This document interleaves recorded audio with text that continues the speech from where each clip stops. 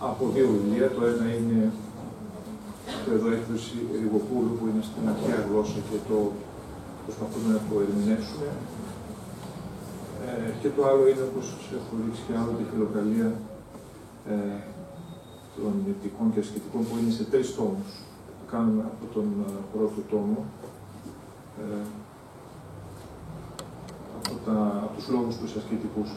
Ενώ από εδώ κάνουμε τις επιστολές του Αβά Ισάκα. Το οποίο είναι μετάφραση βέβαια από τη Συριακά, όπως καταλαβαίνετε. Είπαμε ότι υπάρχει και μια κριτική έκδοση για όσους ενδιαφέρονται, όσοι σπουδάζουν θεολογία ενδεχομένως και θέλουν περισσότερο να τα ψάξουν να τα μελετήσουν. Υπάρχει μια κριτική έκδοση που βγήκε, κριτική με γιώτα, που ελέγχει το αρχαίο ελληνικό κείμενο και το παραλληλίζει με σύγχρονα συριακά. Είναι πολύ δύσκολη δουλειά αυτή, είναι πολύ επιστημονική εργασία. Αυτή είναι οι λεγόμενες κριτικές εκδόσεις και απαιτούν πάρα πολλά χρόνια κανείς να αφιερώσει από τη ζωή του, να ξέρει πολλές γλώσσες, ούτως ώστε να δει αν η μετάφραση είναι σωστή. Έχουν βρεθεί πάνω από 500 αυλεψίες, ας το πούμε έτσι. Και είναι και λίγες. Αν έχει ασχοληθεί, όπως έχει ασχοληθεί λίγο με αυτή τη δουλειά, δηλαδή με διόρθωση κειμένων, θα δει ότι είναι δύσκολο πράγμα. Δεν είναι εύκολο πράγμα να μεταφράσει κανείς κείμενα ή να διορθώσει κανείς κείμενα. Είναι πολύ δύσκολη δουλειά. Αν θέλει κανείς να την κάνει έτσι πολύ με συνέπεια. Εν πάση περιπτώσει όμως, πιστεύω ότι με τη βοήθεια του Θεού και του Αγίου θα βρούμε τα ίσια μας και στο θέμα της μετάφρασης, αλλά κυρίως στο θέμα της ερμηνείας, που βέβαια η ερμηνεία καταλαβαίνετε ότι είναι μέσα στα πλαίσια της διδασκαλίας της Ορθοδόξου Εκκλησίας. Είναι αυτονόητο αυτό και δεν μπορεί κιόλας ένας Άγιος να βγει έξω από τη διδασκαλία της Εκκλησίας. Δεν στέκει αυτό το πράγμα, το σκεφτεί κανείς. Όλοι οι Άγιοι, αυτά τα οποία είπαν, αυτά τα οποία έγραψαν, είναι μέσα σε αυτά τα οποία οι Άγιοι Πατέρες εδογμάτισαν, όπως λέει χαρακτηριστικά και ένα τροπάριο της Εκκλησίας μας. Απλά βέβαια ο κάθε πατέρας βλέπετε έχει τον δικό του τρόπο με τον οποίο τα εκφράζει αυτά και τα γράφει, και αυτό είναι έτσι εμάς ιδιαίτερα ευχάριστο, διότι δεν μας πιάνει, ας πούμε, της ακηδείας στο να τους μελετάμε και κάθε χρόνο, ας πούμε, αφιερώνουμε σε έναν διαφορετικό πατέρα της Εκκλησίας και έτσι δεν βαριόμαστε να διαβάζουμε τα ίδια πράγματα. Μπορεί να διαβάζουμε όλη τη διδασκαλία της Εκκλησίας, αλλά όμως όπως την εκφράζει ο κάθε πατέρας της Εκκλησίας ξεχωριστά. Είχαμε τελειώσει την προηγούμενη φορά την δεύτερη επιστολή του Αβά Ισαάκ του Σύρου προς κάποιον αδελφό του, ο οποίος τον προέτρεπε να φύγει από την ησυχία και να πάει να τον δει. Δεν του είχε απαντήσει και ο Αβάς σχετικά. Σήμερα έχουμε μία επιστολή, την τρίτη λεγόμενη επιστολή, από 4 επιστολές συνολικά που έχουμε στη διάθεσή μας, την οποία λέει απέστειλε προς την αγαπητόν αυτού, διδάσκει εν αυτή τα της ησυχίας μυστήρια. Μία επιστολή την οποία έστειλε σε κάποιον αγαπητό του άνθρωπο, σε κάποιο γνωστό του προφανώς, και μέσα από αυτήν την επιστολή, όπως λέει η επιγραφή, διδάσκει τα μυστήρια της ησυχίας. Έχουμε μιλήσει πολλές φορές για την ησυχία, από την αρχή δηλαδή των λόγων αυτών, άλλωστε εκ προημίου όλοι αυτοί οι λόγοι οι οποίοι λέγονται ασκητικοί λόγοι, όπως καταλαβαίνετε αναφέρονται στα πλαίσια της ησυχίας. Δεν μπορεί να υπάρχει, ας πούμε, ασκητισμός αν δεν υπάρχει ησυχία. Το πρώτο πράγμα που επιδιώκει κανείς όταν, ας πούμε, επιδιώκει την ασκητική ζωή είναι η ησυχία. Η εξωτερική ησυχία, ούτως ώστε να ακολουθήσει μετά σε λίγο και η εσωτερική ησυχία. Λέει λοιπόν εδώ στην επιστολή αυτή, αδελφές τον προσφωνεί, επειδή αναγκάστην υπό του καθήκοντος να συγγράψω περί των εξ ανάγκης απαιτουμένων στην ησυχία οδηγιών, γνωστοποιώντας την αγάπη σου, κατά την προς σε υπόσχεσή μου ότι σε έβρον ακριβώς πολιτευόμενο και επιθυμούντα να απέλθεις εις κάθεσμα ησυχαστικών.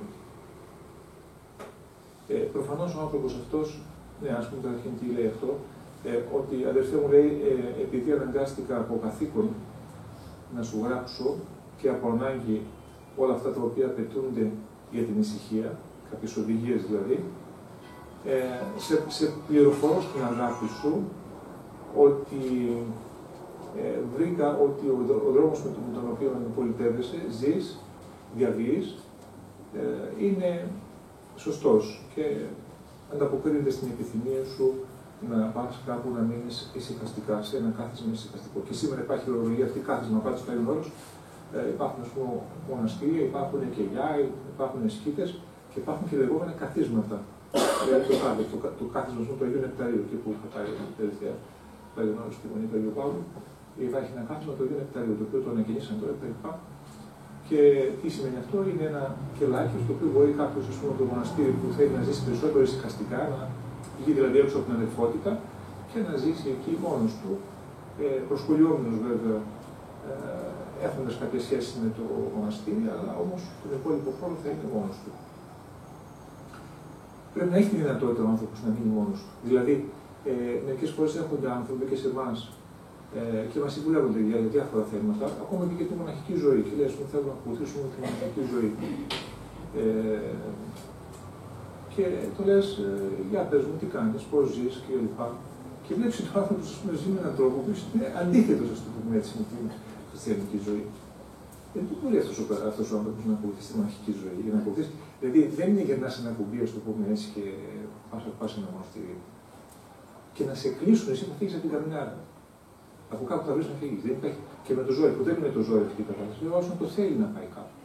Όταν λοιπόν το θέλει κανείς, πρέπει να προσαρμόσει όλη του τη ζωή προς αυτήν τη θέληση. Το λέει και παρακάτω εδώ ο Αβάς με άλλον τρόπο, να δείτε ότι.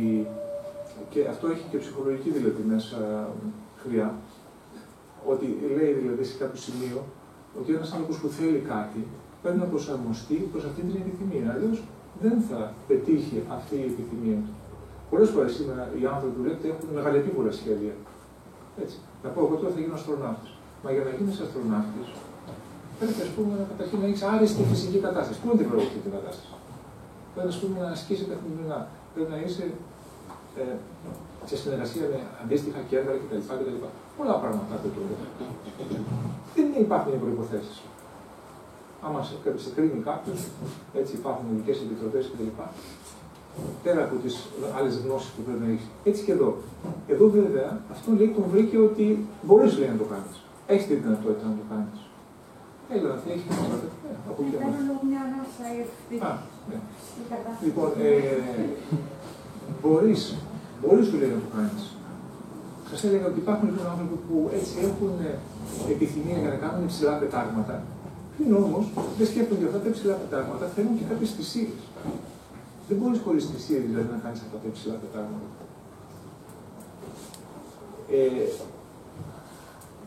Βέβαια ζούμε σε μια εποχή τέτοια που οι άνθρωποι βλέπετε θέλουν να βλέψουν τους καρπούς από κάποιες ας πούμε καταστάσεις ιδανικές και υψηλές, χωρίς όμως να θυσιάσουν. Χωρίς να σπάσει τα αυγά που λέει ο λαός, δεν μπορεί να κάνει σομιλέτα έτσι, χωρίς θυσία. Εδώ επαναλαμβάνω και πάλι ο Αβάς λέει εδώ στον άνθρωπο αυτό ότι έχει τη δυνατότητα, προφανώς τον έχει εξετάσει. Λοιπόν, όσα ήκουσα παρά των διακριτικών πατέρων της εργασίας της ησυχίας, μετά της παρεμού γενομένης δοκιμής εις τα αυτά τα πράγματα δια συντόμου λόγου, εντυπώ εις τη μνήμη σου. Θα σου πω, λέει, κάποια πράγματα για να τα έχεις κατά νου, από αυτά τα οποία άκουσα από πατέρες διακριτικούς και από την προσωπική μου εξέταση των πραγμάτων. Αλλά και εσύ, λέει, πρέπει να συνεργήσεις σε αυτόν δια της μεταπροσοχής αναγνώσεως της επιστολής μου. Αλλά δεν αρκεί, λέει, να σου πω εγώ, να σου τα εκθέσω, να σου τα καταγράψω. Πρέπει και εσύ να τα δώσεις, ας πούμε, ανάλογη προσοχή. Βλέπετε, ας πούμε, ο Χριστός μας λέει κάποια πράγματα μέσα στο Ευαγγέλιο. Ο κάθε άνθρωπος τα παίρνει με διαφορετικό τρόπο. Αυτό είναι το παράδοξο και αν θέλετε είναι και το θαυμαστό να πάρουμε για την θετική μεριά, ότι ο κάθε άνθρωπος έχει την προσωπική του, ας πούμε, οπτική γωνία που τα βλέπει. Αλλά επειδή εδώ δεν πρόκειται για απλή, ας πούμε, γνώση, δεν πρόκειται, ας πούμε, για κάποια επιστήμη, να πεις δηλαδή ότι εγώ το κατάλαβα έτσι, το θεώρημα αυτό, θα πει ο άλλος και εγώ το κατάλαβα διαφορετικά. Πρέπει πάντοτε να βάζουμε ένα ερωτηματικό μέσα μας και να λέμε, άρα και εγώ κατάλαβα αυτά τα πράγματα έτσι όπως ο Θεός θέλει να μου τα πει. Όπως και ο Απόστολος Φίλιππος που είχε συναντήσει τον Ευνούχο εκεί της Καμπάκης και τον είχε ρωτήσει, διάβαζε την Αγία Γραφή. Και του λέει, γινώσκεις, λέει, άνα γινώσκεις. Καταλαβαίνεις τι αυτά που διαβάζεις. Και του είχε πει, βέβαια, πού να τα καταλάβω, λέει, δεν έχω λέει, κανένα που να μου τα εξηγήσει. Διαβάζω, βέβαια, είχε την ταπείνωση αυτή να το παραδεχτεί αυτός, να πει ότι προσπαθώ σου πει, αλλά αμφιβάλλω αν τα καταλαβαίνω. Διότι λέει, τα μεγής της φρονήσεως πρέπει να αναγνώσεις τους εν ταύτητη επιστολή μου ευρισκομένους λόγους και να έχεις αυτήν ως φως στην λυπήν σου ανάγνωση, δια την πολύ αυτή συγκεκριμένη δύναμη. Διότι λέει, πρέπει να με μεγάλη φρόνηση, σύνεση, δηλαδή έτσι, πρέπει να διαβάσεις τους λόγους που υπάρχουν μέσα στην επιστολή μου αυτή και να την έχεις σαν φως στην ανάγνωσή σου, διότι μέσα σε αυτή λέει, υπάρχει λέει, μεγάλη δύναμη κρυμμένη.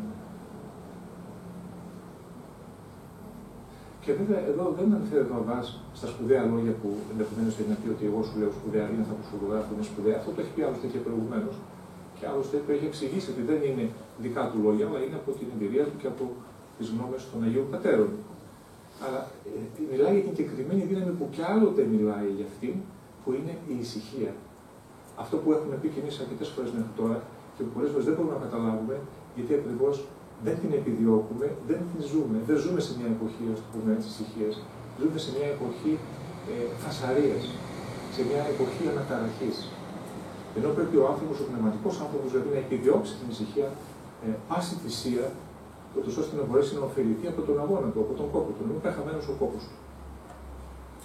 Ή να μάθεις εξ αυτής τι είναι το κάθισμα της ησυχίας και ποια είναι η εργασία αυτής και ποια μυστήρια κρύπτονται εις ταύτην την εργασία και γιατί τινές σμικρύνουσι την μεταξύ των ανθρώπων γενομένη αρετή και προτιμώσει τα θλίψεις της ησυχίας και τους αγώνας του ησυχαστικού καθίσματος και την μοναστική ζωή.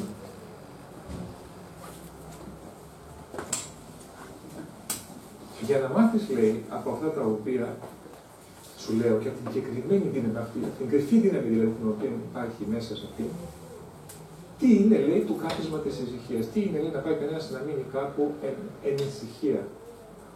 Και ποια είναι η εργασία αυτής. Δηλαδή, με ποιο τρόπο δηλαδή κανείς την εξασκεί. Αυτό σημαίνει εργασία. Πώς την βιώνει δηλαδή την ησυχία αυτή. Και ποια μυστήρια κρύβονται σε αυτή την εργασία. Και γιατί λέει κάποιοι από τους ανθρώπους φεύγουν από την αρετή του κόσμου, έτσι δεν κάνουμε το μετάφραση, έτσι κάνουμε μια παράφραση, και προτιμούν τις θλίψεις της ησυχίας. Και τους αγώνες σε αυτό το ησυχαστικό κάθισμα και την μοναστική ζωή, το να ζει δηλαδή κανείς μόνος του.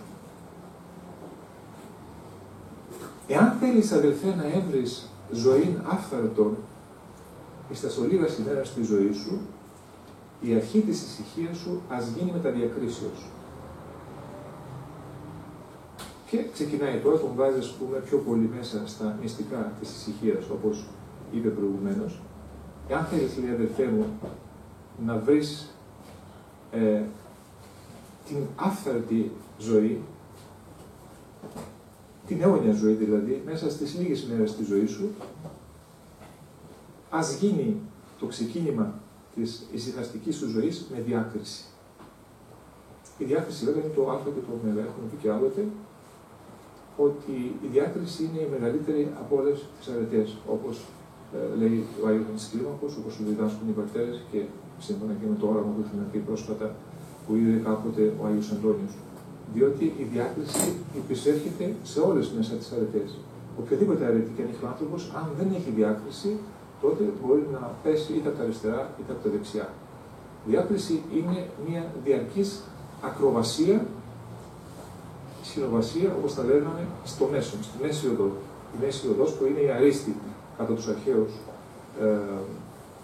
φιλοσόφους, αλλά και κατά τους πατέρες της Εκκλησίας μας. Δεν καταργείται αυτό. Η Μέση Οδός, αυτό που λέγανε οι αρχαίοι, δηλαδή Μέση Οδός, το λένε οι πατέρες διάκριση. Και η οποία διάκριση βέβαια δεν αποκτάται μόνο με τη μελέτη και με τη φιλοσοφία, αλλά κυρίως είναι θέμα φώτισης Θεού. Εξέτασον καλώς περί της εργασίας αυτής και μη έλκυσε μόνον εκ του ονόματος της ησυχίας, αλήσυρθε και βάθυνον και αγωνίζουν και σπούδασον να γνωρίσεις ποιον είναι το βάθος και το ύψος της διαγωγής της ησυχίας. Εξέτασε, λέει, καλά για την εργασία της ησυχίας και μη σε τραβάει μόνο το όνομα της ησυχίας. Πόσες φορές δηλαδή μας τραβάει κάτι σημαντικό να πούμε κάτι. Αυτό είναι. Αυτό θα κάνω. Ύψος. Βλέπετε, ας πούμε, σήμερα είναι ορισμένα επαγγέλματα, ας πούμε, εγώ. Αυτό. Πολλές, ας πούμε, και στα μικρά παιδιά. Κάποτε ήταν της μόδας άλλα πράγματα. Τώρα, ας πούμε, είναι άλλα. Το λες και το καταλαβαίνεις. Ακόμα και τα μικρά παιδιά το αντιλαμβάνονται. Διότι πιάνουν, ας πούμε, μέσα στο σπίτι, ας πούμε, ακούνε και από εκεί ακούνε τις κεραίες τους και εξετάζουν. Κάποτε είχαν, ας πούμε, τα ανθρωπιστικά, ας πούμε, επαγγέλματα είχαν πέρασει. Τώρα είναι περισσότερο, ας πούμε, επαγγέλματα τα οποία έχουν άμεση ανταπόδοση, έχουν χρήματα, δηλαδή. Ποια είναι άλλη σήμερα? Αυτό είναι ένα ερώτημα. Αυτό που μετά συζήτησε ενδεχομένως, αν σας ενδιαφέρει αυτό. Αλλά πάντως, εδώ πρόκειται βέβαια, δεν πρόκειται περί υλικής δηλαδή έλξεως, αλλά υπάρχει και η πνευματική έλξη. Κάποτε, ας πούμε, ο μοναχός θεωρούταν κάτι περιφρονημένο. Μετά όμως ήρθε και στη μόδα, να το πούμε έτσι. Και μπορεί να είναι και ακόμα και στη μόδα. Το ζήτημα είναι δεν πάει και κάποιος, ας πούμε, από μόδα. Δεν πάει, ας πούμε, γιατί το κάνουν κάποιοι, ας πούμε. Το θέμα είναι πραγματικά η ψυχή του ανθρώπου έλκεται από πνευματικούς λόγους, από αγάπη δηλαδή προς τον Θεό, και όχι από επειδή, ας πούμε, έχει ένα καλό όνομα. Αυτό εδώ θέλει να πει εδώ ο Αβάς Ισαάκ. Μα θα μου πείτε, καλά, αποθαρρύνεις έναν άνθρωπο ο οποίος, ας πούμε, θέλει, ας πούμε, να πάει προς την ησυχία, θέλει να πάει προς τον μοναχισμό. Ναι, ενδεχομένως και αυτό βεβαίως τον αποθαρρύνεις όταν τα κριτήρια του δεν είναι πνευματικά. Γιατί? Για να τον προστατεύσεις. Γιατί το λέει σε άλλο σημείο ο Αβάς ότι αυτός ο οποίος θα πάει έτσι με πολιότητα, ας πούμε, πολύ σύντομα θα φύγει. Θα τελεταρρύψει και θα φύγει. Και θα είναι, ας πούμε, η εσχάτη πλάνη χείρο της πρώτης οδηγουμένης. Δεν είναι καλό πράγμα αυτό όταν κανείς στα πνευματικά δηλαδή, όπως το χωρί κάνει πίσω, πρέπει κανείς να πάει προς τα μπρος, να βλέπει μπροστά, να μην γυρνάει πίσω. Άρα λοιπόν, μη σε τραβάει δηλαδή μόνο το όνομα. Λες ησυχία, ησυχία, για φαντάσου ήμουν ένας ασκητής εκεί πάνω στα βουνά, ξέρω εγώ, στις φυλές αυτά. Ο σπουδαίος και τρανός, Και σε τραβάει αυτό το πράγμα, το όνομα δηλαδή. Μα δεν πας εκεί για να γίνεις σπουδαίος και τρανός. Αν πας, ας πούμε, στον οδηγό να γίνεις σπουδαίος και τρανός, τότε κάτσε στον κόσμο και πάρε κανένα, ας πούμε, αξίωμα και που θα παίρνεις και λεφτά ενδεχομένως. Διότι ο Θεός δεν το θέλει αυτό. Ο Θεός θέλει να δεις την ουράνια δόξα να αποθήσεις, όχι, ας πούμε, την κοσμική δόξα. Άρα μπορεί κανείς να, προσέξτε, να ξεκινήσει, ας πούμε, για κάτι πνευματικό και να έχει κριτήριο υλικό, ηλιστικό. Το φρόνημά του να είναι ηλιστικό. Δεν θα μου πει, εντάξει, μπορεί, ας πούμε, αργότερα να βρει, ας πούμε, το δρόμο του και τέτοια. Μακάρι. Δεν αποκλείεται και αυτό, μην τον καταδικάσουν τον άνθρωπο. Να μην έλκεσαι, λοιπόν, λέει, μόνο από το όνομα της ησυχίας, αλλά ήσυλθε και βάθυνον. Δες, λέει, και εμβάθυνε στα πράγματα και αγωνίζουν. Να έχεις διάθεση δηλαδή να αγωνιστείς. Και σπούδασον να γνωρίσεις. Ψάξε δηλαδή να μάθεις. Όπως καλή ώρα, ας πούμε, εσείς τώρα, έρχεστε να ακούσετε αυτά τα πράγματα. Διότι δεν θα τα ακούσει αυτά σε κάποιο κοσμικό, ας το πούμε έτσι, κανάλι, αυτά τα πράγματα είναι πνευματικά. Είναι η σοφία την οποία ο Βάσης Ισαάκ έχει καταγράψει στα βιβλία του και τους λόγους του. Και σπούδασον λοιπόν να γνωρίσεις ποιον είναι το βάθος και το ύψος της διαγωγής της ησυχίας. Ποιο είναι το βάθος και το ύψος και το πλάτος, αν θέλετε, της ζωής της ησυχαστικής. Διότι εις έκαστον ανθρώπινον πράγμα, εκ της αρχής της εργασίας αυτού, μέχρι τέλους, προσδοκάται σκοπός της και ελπίς, όπερ κινεί την διάνοια προς την καταβολή του θεμελίου αυτού. Και αυτός ο σκοπός ενισχύει την ψυχή να υπομένει τα στις αυτό απαντωμένας δυσκολίας. λαμβάνουσαν παρηγορία δεινά εξ αυτού. Και ως εκ τούτου επιμένει μέχρι τέλους του πράγματος. Βλέπετε ότι εδώ εξηγεί τώρα γιατί, ας πούμε, έτσι δεν μας λέει μπράβο για τις επιλογές μας από την αρχή, όχι εμάς δηλαδή, τον άνθρωπο αυτόν και ίσως κατ' επέκταση και εμάς. Γιατί λέει όλα τα ανθρώπινα πράγματα από την αρχή της εργασίας μέχρι το τέλος υπάρχει κάποιος σκοπός και κάποια ελπίδα, κάποιος στόχος, ο οποίος κινεί την διάνοια του ανθρώπου, εδώ τη διάνοια αυτό πρέπει να το ερμηνεύσουμε καλύτερα, την καρδιά του ανθρώπου, προς το τέλος, προς την επιτυχία δηλαδή του σκοπού αυτού. Αυτό πράγματι είναι πολύ σημαντικό, όσο και αν φαίνεται απλό, αυτό που λέει ο Βάσης εδώ, είναι πολύ σημαντικό, ότι δηλαδή πάντοτε ο άνθρωπος όταν κάνει κάτι έχει κάποιο σκοπό. Αυτό το ξέρετε ότι η εγκληματολογία το ονομάζει κίνητρο. Πάντοτε οι εγκληματολόγοι όταν έχουν να εξιχνιάσουν ένα έγκλημα, μια σοβαρή υπόθεση, ψάχνουν να βρουν το κίνητρο. Έγινε αυτό. Γιατί έγινε αυτό. Και μόλις βρουν το κίνητρο, μετά μπορούν να βρουν και αυτόν ο οποίος κινήθηκε προς το κίνητρο αυτό. Αυτό το κίνητρο, η αλήθεια είναι ότι υπάρχει πάντοτε στις ενέργειες των ανθρώπων. Και ο καθένας πρέπει να το ψάχνει και στον εαυτό του. Και αν το κίνητρο αυτό είναι αγαθό, είναι καλό, είναι πνευματικό, έχει καλός. Μπορεί όμως το κίνητρο αυτό να είναι καθαρά, όπως είπαμε και προηγουμένως, ηλιστικό, κοσμικό. Οπότε, γι' αυτό πολλές φορές οι ενέργειες των ανθρώπων δεν τελεσφορούν, δεν καρποφορούν πνευματικά. Γιατί το κίνητρο δεν ήταν σωστό. Δεν ευλογήθηκε κατά συνέπεια από τον Θεό. Γι' αυτό είναι πάρα πολύ σημαντικό αυτό που λέει εδώ ο Αμπάς, δηλαδή από την αρχή λέει πρέπει να το ξεκαθαρίσουμε αυτό το πράγμα. Υπάρχει μια ολόκληρη σχολή στην ψυχοθεραπεία, η υπαρξιακή σχολή του Βίκτορ Φράγκλ, ο οποίος πριν από πολλά χρόνια ο Βίκτορ Φράγκλ ήταν ένας ψυχίατρος, ο οποίος πέρασε μέσα από τα στρατόπεδα συγκεντρώσεως των Γερμανών.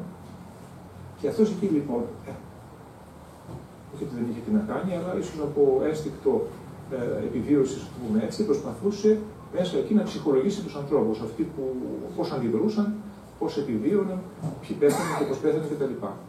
Και μπόρεσε και έφυγε μέσα από αυτή τη δίνη του πολέμου και των στρατοπέδων συγκεντρώσεως, και όταν έφυγε από εκεί, διατύπωσε αυτή την θεωρία του της υπαρξιακής ψυχοθεραπείας, διαπιστώνοντας, σας λέω μια πρόταση τώρα, ποιο είναι το νόημα, ότι άνθρωποι οι οποίοι έμπαιναν μέσα εκεί στα στρατόπεδα συγκεντρώσεως και είχαν κάποιο σκοπό στη ζωή τους, και μάλιστα όταν είχαν κάποιον πίσω στα μετώπιση να τους περιμένει, είχαν μεγαλύτερες πιθανότητες να επιβιώσουν. Ενώ ήταν κάποιος ο οποίος δεν είχε να ελπίζει σε κάτι, δεν είχε κάποιος να τον περιμένει, αυτός πολύ σύντομα πέθανε. Χανόταν. Αυτό είναι πολύ σημαντικό. Πάρα πολύ σημαντικό. Αυτό πέρα από τα στρατόπεδα συγκεντρώσεως δηλαδή, αυτό έχει σχέση με την επιβίωση του ανθρώπου και στην καθημερινή ζωή, αλλά και με τις επιτυχίες τις οποίες ο άνθρωπος έχει να πετύχει στη ζωή του, όταν ακριβώς υπάρχει αυτός ο στόχος, αυτός ο σκοπός, αν θέλει. Και διατύπωσε την αρχή της λογοθεραπείας, όπως τον ονόμασαν οι ξένοι, αλλά λόγους με την αυθεντική, με την αρχική έννοια, ας πούμε, που είναι σκοπός. Η θεραπεία, ας πούμε, του σκοπού. Οπότε, δηλαδή, κατά αυτήν την έννοια, θέλει να σου πει δηλαδή ότι η ψυχολογία μπορεί να σε βοηθήσει όταν σε βοηθήσει να ανακαλύψεις τους στόχους. Και μάλιστα να βάλεις υψηλούς στόχους στη ζωή σου. Θα βρεις τι σχέση έχει αυτό τώρα με εμάς, πνευματικά. Δεν υπάρχει, ας πούμε, υψηλότερο στόχο στη ζωή ενός ανθρώπου, το να βάλει, ας πούμε, την απόκτηση της αιωνίας ζωής. Το να στοιχηθεί και να εφαρμόσει το θέλημα του Θεού, μέχρι κεραίας. Δεν υπάρχει μεγαλύτερος στόχος από αυτόν. Όταν ο άνθρωπος βάλει τέτοιο στόχο στη ζωή του, αυτός είναι αλάνθαστος πραγματικά στόχος και είναι και μακροπρόθεσμος, αλλά είναι και βραχυπρόθεσμος, διότι μπορεί να προσαρμοστεί στην καθημερινή ζωή του, ας πούμε, προς την κατεύθυνση αυτή. Και αυτός λέει ο σκοπός, λέει ο Αμπάς Ισαάκ, μιλάμε τώρα για τον Αμπάς Ισαάκ, ο οποίος τα λέει αυτά τα πράγματα τον 7ο αιώνα, έτσι. Δεν μιλάμε τώρα για τις απόψεις αυτές τις οποίες έχει τροποντινά διατυπώσει η ψυχολογία τον 20ο αιώνα. Τον 20ο αιώνα, ναι. Έτσι. Εντάξει, βέβαια, και ο Φρόιντ είπε κάποια πράγματα, αλλά βέβαια υπήρχαν, ας πούμε, οι πατέρες, τα είπε και ο Άγιος Ιωάννης της Κλίμακος που κάνουμε πριν από μερικά χρόνια, γιατί πόσο η ψυχολογία υπάρχει εκεί μέσα στο βιβλίο αυτό η κλίμακα. Ήταν γνωστά, θέλω να πω, υπό άλλη έννοια, απλώς υπήρξαν κάποιοι άνθρωποι που κάποια πράγματα προσπάθησαν να τα συστηματοποιήσουν ίσως έτσι καλύτερα. Όπως και οι αρχαίοι Έλληνες επίσης είπαν πολλά πράγματα. Ο σκοπός λοιπόν, λέει, ενισχύει την ψυχή να υπομένει τις δυσκολίες τις οποίες συναντάει, παίρνοντας κάποια παρηγορία μέσα από αυτόν τον σκοπό. Είναι φυσικό. Διότι όταν έχεις κάποιον υψηλό στόχο, ό,τι και δυσκολίες να συναντήσεις, όμως εσύ είσαι προσιλωμένος στο στόχο. Λες ότι, λες χαλάλι, διότι κατευθύνουμε προς κάποιο καλό στόχο. Έτσι. Τι θα κάνουμε, δεν μπορεί να μην έχουμε και κάποιες δυσκολίες, θα τα υποφέρουμε όλα αυτά χάρη του στόχου. Και έτσι, λέει, λαμβάνουν παρηγορία, λέει, εξ αυτού του πράγματος. Και ως εκ τούτου επιμένουν μέχρι τέλους για την επιτυχία του σκοπού αυτού. Ούτω και το τίμιον έργο της ησυχίας γίνεται λιμήν των μυστηρίων εις των διακριτικών σκοπών, εις των οποίων προσέχει η διάνοια εξ αρχής του θεμελίου μέχρι της τελειώσεως της όλης οικοδομής, καθώς και εις όλα τα πολυκαιρινά και σκληρά αυτού έργα,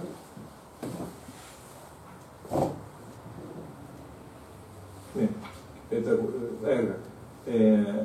Παρόμοια, λέει, και το αγαθό έργο αυτό της ησυχίας, όταν δηλαδή έχει κανείς στο νου του, στην καρδιά του, το στόχο αυτό της ησυχίας, γίνεται, λέει, λιμήν των μυστηρίων. Σαν να αναπάβεσαι δηλαδή σε αυτό το λιμάνι, σε αυτή τη σκέψη, η διάνοιά σου, από την αρχή, από το θεμέλιο, από το ξεκίνημα δηλαδή,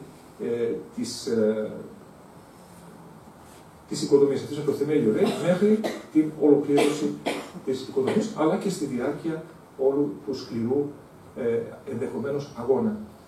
Και καθώς οι οφθαλμοί του κυβερνήτου, λέει, προσέχουσι εις τους αστέρας, ούτω προσέχει και ο μοναστής δια της εσωτερικής αυτού οράσεως, καθ' όλη την πορεία του δρόμου εις των σκοπών, τον οποίον έλαβε κατά νου την πρώτη ημέρα, καθήν απεφάσισε να περιπατήσει την σκληρά οδό της ησυχίας, έως ότου επιτύχει του σκοπού τούτου. Και όπως, λέει, τα μάτια του κυβερνήτου, του καπετάνιου καλύτερα θα ήταν μάλλον ο μεταφραστής, διότι περί αυτού πρόκειται, λέει, προσέχουν, λέει, τα αστέρια. Διότι την εποχή εκείνη δεν υπήρχαν, ας πούμε, πυξίδες, έτσι. Οι καπετάνοι δούλευαν με βάση τους αστερισμούς στον ουρανό. Έβλεπαν, ας πούμε, την Άρκτο, ξέραν, ας πούμε, που είναι ο Βορράς. Και έτσι προσανατολίζονταν, φανταστείτε, το πέλαγος πώς να προσανατολιστείς, αν δεν έχεις την πυξίδα. Μόνο με τα αστέρια. Μπορούσαν μέσα από το χάρτη δηλαδή του ουρανού να προσανατολιστούν. Προσέξτε, δεν λέω για αστρολογία εδώ, έτσι. Εδώ είναι αστρονομία αυτό το πράγμα. Είναι επιστήμη πραγματική, η αστρονομία, και οι αρχαίοι γνώριζαν για τα αστέρια, για τις κινήσεις των άστρων, αλλά και για τους μόνιμους αστέρες. Ποιοι δηλαδή είναι οι απλανείς αστέρες, ούτως ώστε να μπορεί να προσανατολίζεται κανείς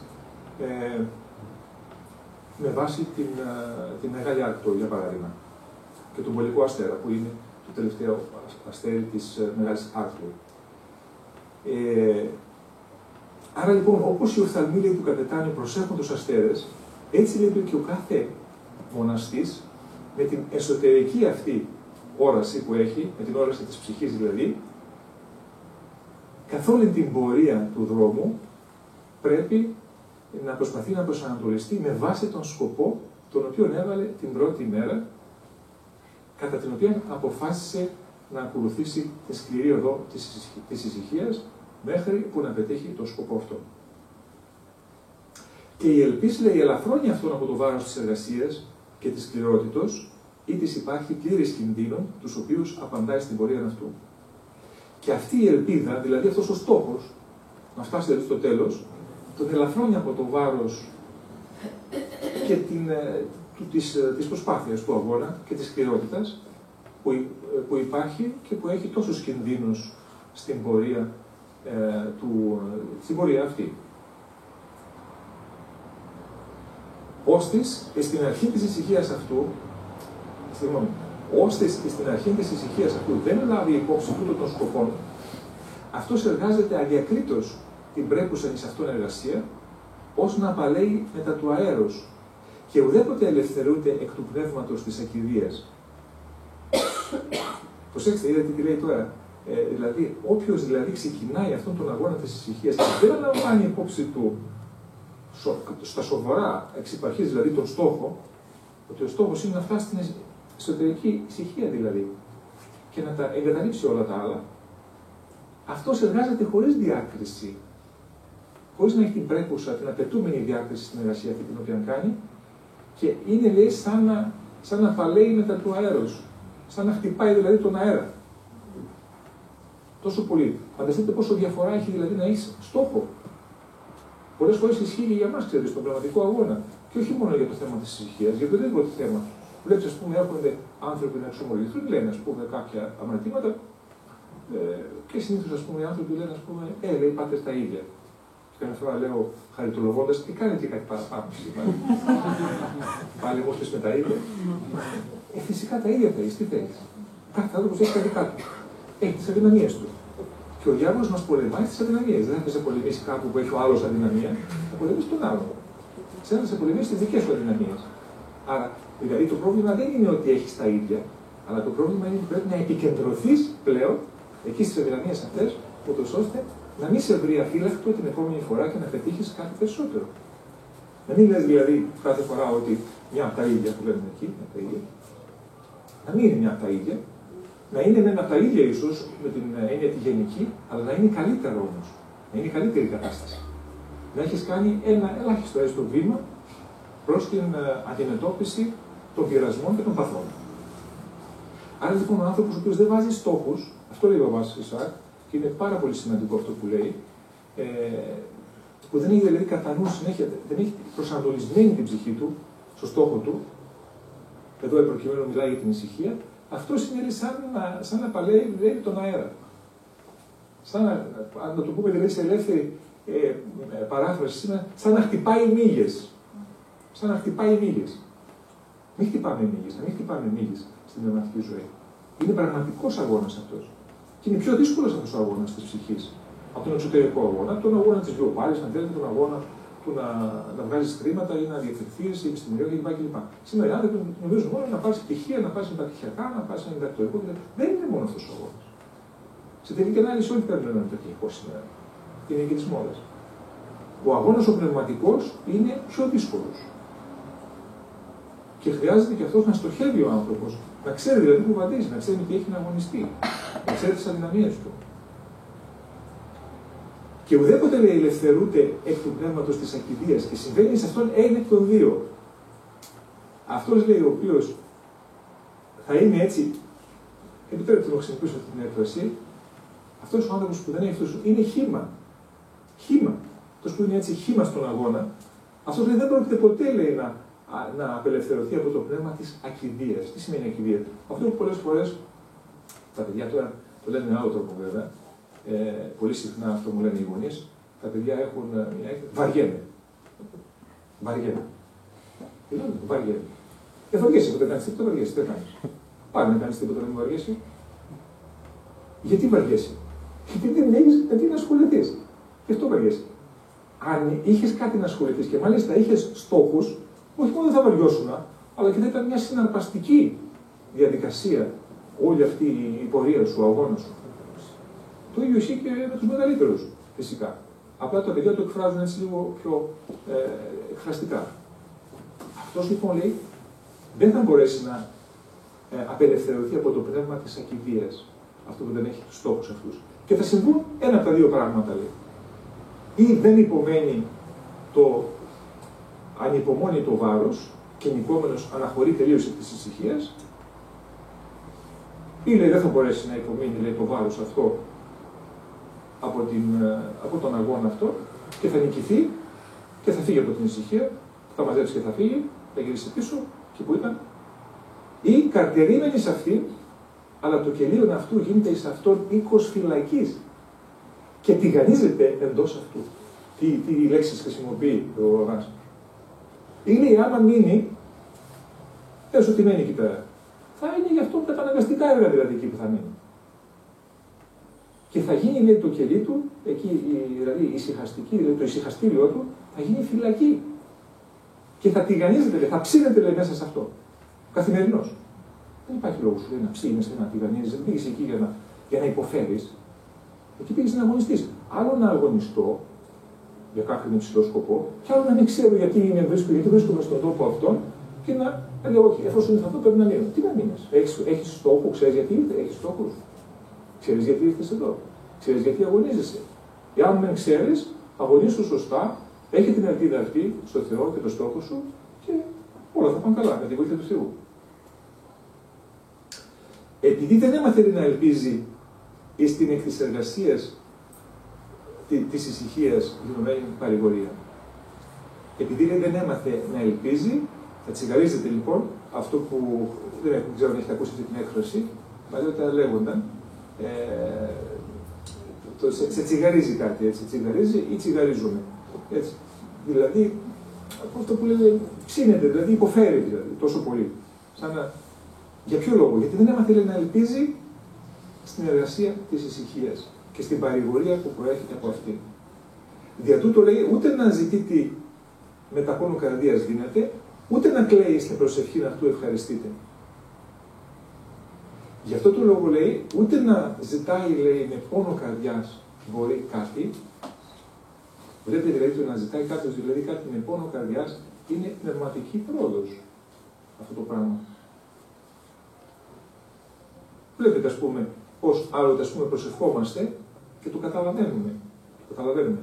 Λέμε τώρα ας πούμε έτσι συμμετείχα, ειδικά όταν ο άνθρωπος έτσι πονάει ή έχει ένα αίτημα το οποίο είναι έτσι πολύ δυνατό, προσέχετε για κάποιο αγαπητό του πρόσωπο. Με πολύ έτσι συμμετοχή όμως, σαν αυτό που λέει ο Γέροντας Παΐσιος, δηλαδή, Θεέ μου δώσ' το σε μένα δηλαδή και πάρ' το από αυτόν, τόσο πολύ. Με πόνο ψυχής. Ούτε λέει και να κλαίει στην προσευχή αυτού ευχαριστείτε.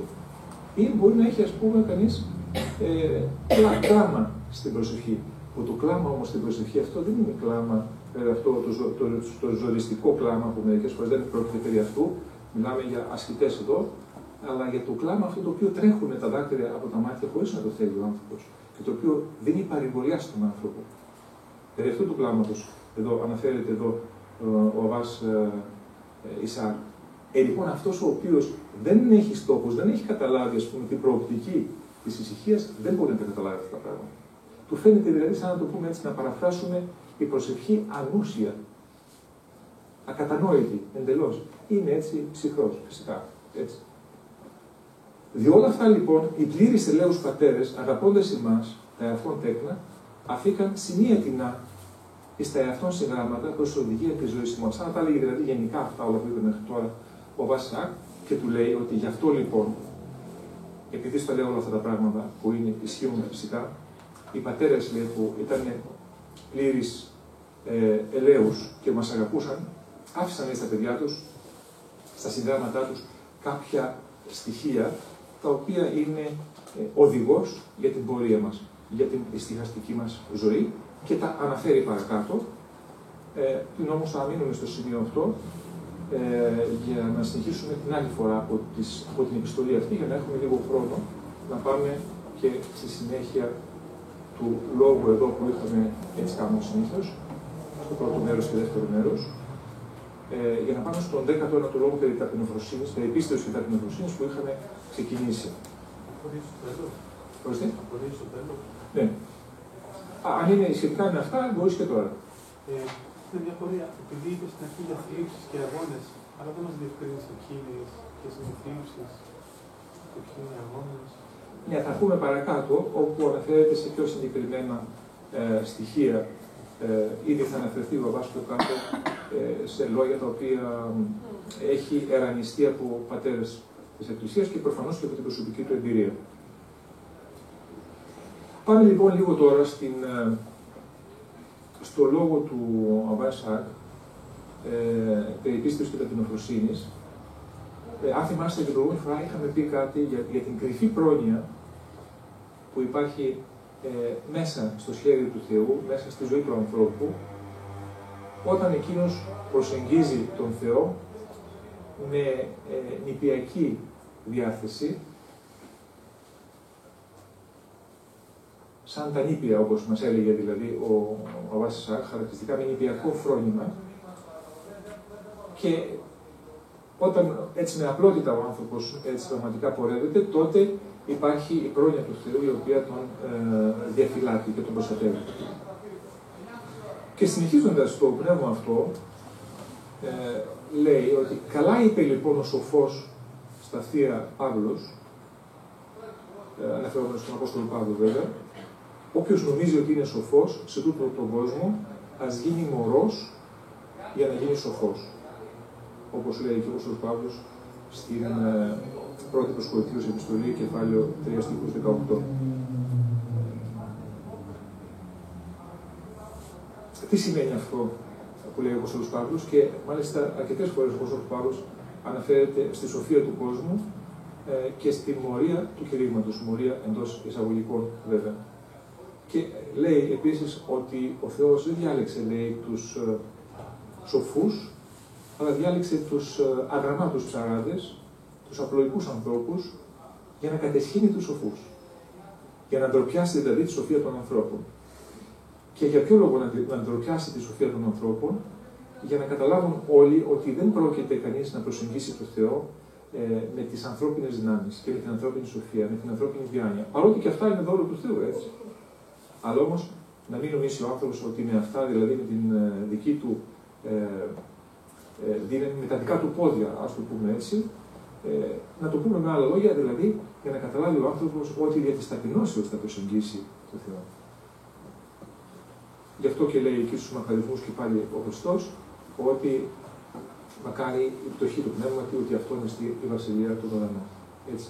Η πτωχή του πνεύματι εκεί πέρα είναι η ταπεινή. Ή και η φτωχή, όπως λέει αλλού άλλος Ευαγγελιστής, ο Λουκάς νομίζω το λέει και το φτωχή, αλλά όμως αναφέρεται στους φτωχούς του πνεύματι, που είναι η ταπεινή, όπως διδάσκουν οι Άγιοι Πατέρες και η Εκκλησία μας.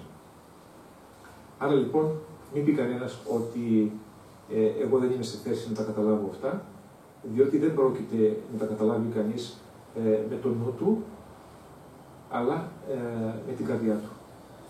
Και για να τα καταλάβει κανείς με την καρδιά του, δεν χρειάζεται να είναι σοφός με την έννοια των γνώσεων και των πτυχίων, αλλά να είναι καθαρή η καρδιά του. Μακάρι η καθαρή την καρδία, ότι αυτοί των Θεών όψονται, λέει αλλού ο Χριστός και πάλι εκεί στο μακαρισμό, αυτό στην επί του όρους ομιλία. Όμως, συνεχίζει ο Βασάκ, παρακάλεσε το Θεό για να σου επιτρέψει να φτάσεις το μέτρο της πίστεως. Και αναφέρεται πάλι σε ένα ερητό του Απόστολου Παύλου, εκεί στην προσωρμένη επιστολή, κεφάλαιο 12, που αναφέρεται στο μέτρο της πίστεως. Και αν αισθανθείς, λέει, στην ψυχή σου την απόλαυση της πίστεως, δεν μου είναι δύσκολο να πω πάλι ότι δεν υπάρχει τίποτα να σε εμποδίσει από τον Χριστό και δεν είναι για σένα δύσκολο να αναλυφθείς κάθε στιγμή από τα γήινα και να λησμονήσεις τούτο τον ασθενή κόσμο και τις μνήμες των πραγμάτων. Γι' αυτό πρέπει να προσεύχεσαι ακούραστα, να οικετεύεις με θέρμη και να δέεσαι με πολύ ζήλο για να λάβεις. Και πάλι να μην ατονίσεις. Θα αξιωθείς δε αυτά τα πράγματα αν πρώτα διάσεις τον εαυτό σου να αποθέσεις στον Θεό τη φροντίδα για σένα με πίστη και να ανταλλάξεις την πρόνοιά σου με την πρόνοιά του. Να το δούμε λίγο αυτό.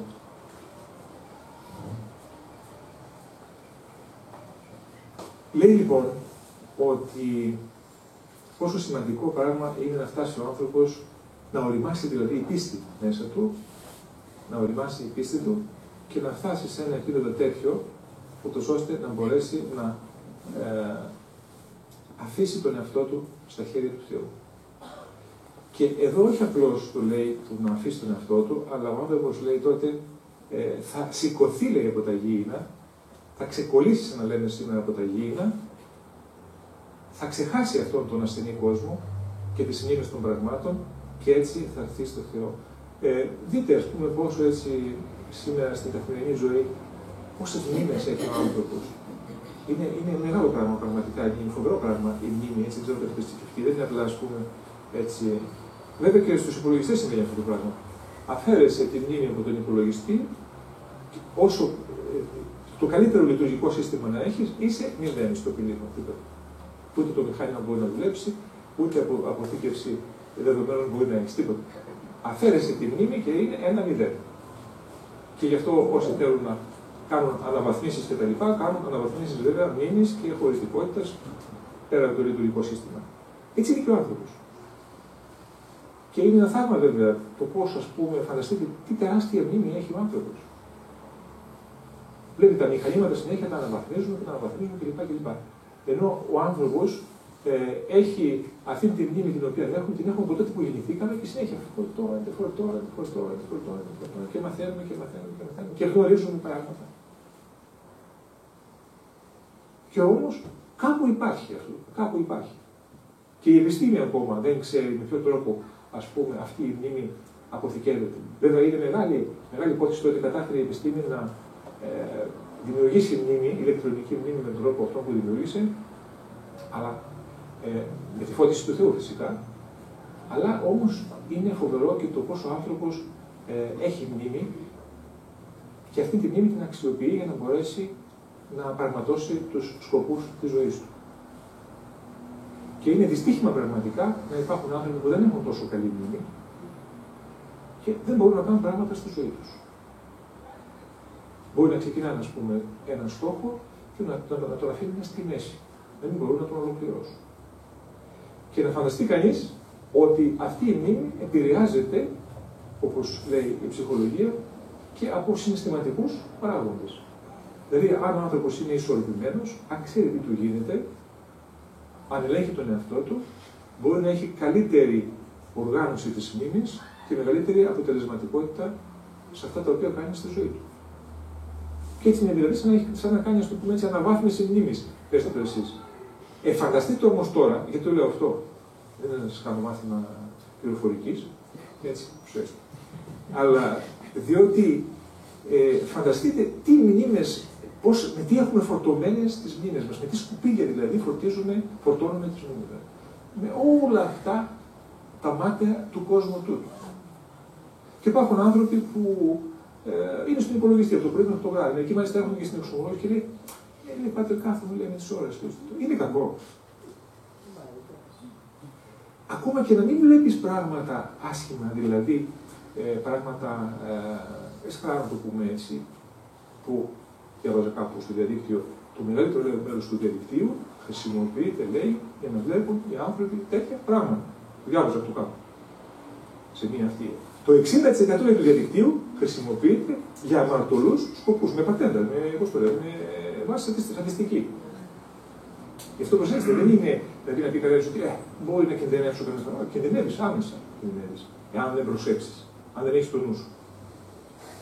Λοιπόν, ακόμα όμως και να μην μπαίνεις εσύ, να μην είσαι μέσα σε αυτό το 60%, να είσαι το 40%. Φαντάσου τι σκουπίδια όμως βάζεις στο νου σου, στη μνήμη σου, φορτώνεις τη μνήμη σου από το πρωί μέχρι το βράδυ.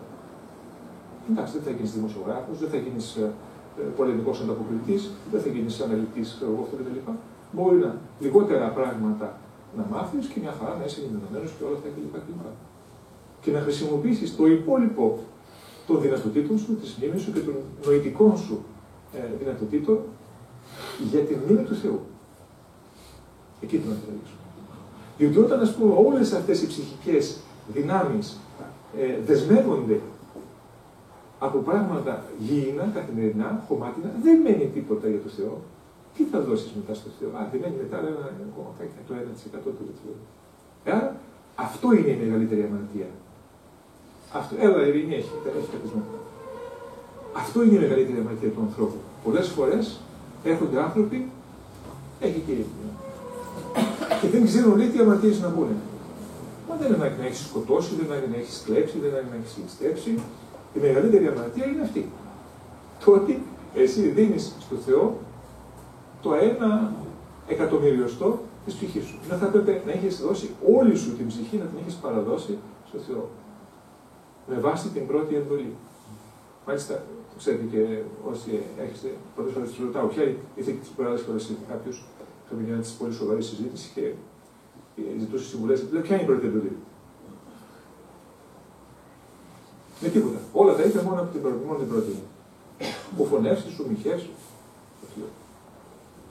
Το τσιγάρισε λίγο εκεί πέρα. Αστείο. Λοιπόν, για να καταλήξουμε πραγματικά σε αυτό, ότι είναι η αγάπη του Θεού. Εάν ο άνθρωπος δηλαδή δεν αγαπήσει τον Θεό, και όχι απλώς η αγάπη του Θεού, λέει αγαπήσει τον Κύριο Θεό σου εξ όλης της ψυχής σου, εξ όλης της καρδίας σου, εξ όλης της διανοίας σου και εξ όλης της ισχύως σου.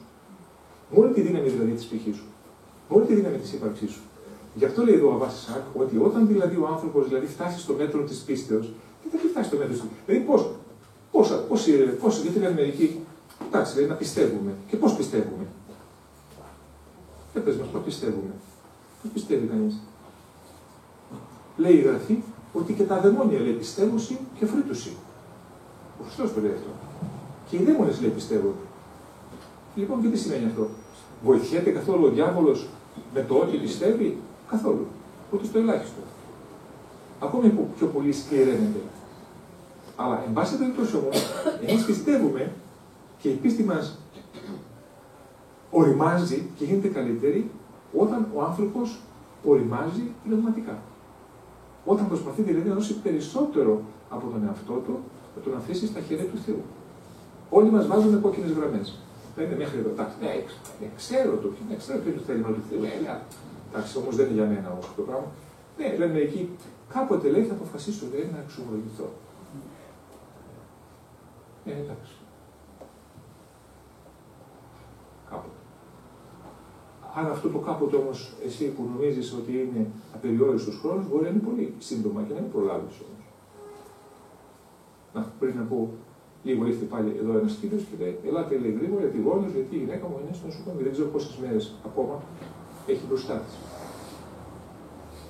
Και εντάξει, η γυναίκα σου, και πού το ξέρεις και για εσένα, με τον εαυτό σου. Λοιπόν, ας προσέχουμε. Και λέει λοιπόν πιο κάτω, κατακλείοντας την παράγωγα του Θείου Αββάς Ισαάκ, εδώ όσον αφορά δηλαδή την προσέγγιση του Θεού, όταν δηλαδή ο άνθρωπος αποταχθεί, ας το πούμε έτσι, στον κόσμο και τις μνήμες των πραγμάτων, γιατί πώς το λέει, τις μνήμες των πραγμάτων του. Πόσο σημαντικό είναι αυτό, δηλαδή, να αρχίσει ο άνθρωπος να πετάει μέσα από την ψυχή του, να κάνει ένα ξεσκαρτάρισμα. Όπως υπάρχει αυτή η έκφραση, να ξεσκαρτάρισμα. Δηλαδή αυτό το πετάμε, να καθαρίσει λίγο χώρο, ρε παιδί μου. Και τώρα, σε αυτόν τον χώρο, να αφιερώσω λίγο χώρο για τον Θεό, για τον Χριστό. Για την προσευχή.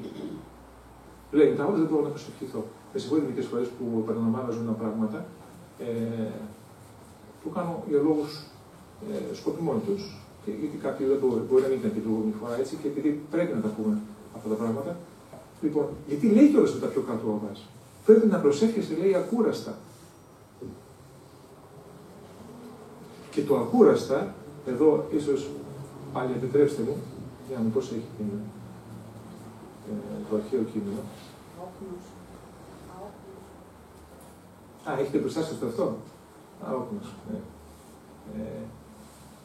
Αντί για ακούραστα θα ήταν καλύτερα να πει ακατάπαυστα, όχι ακούραστα.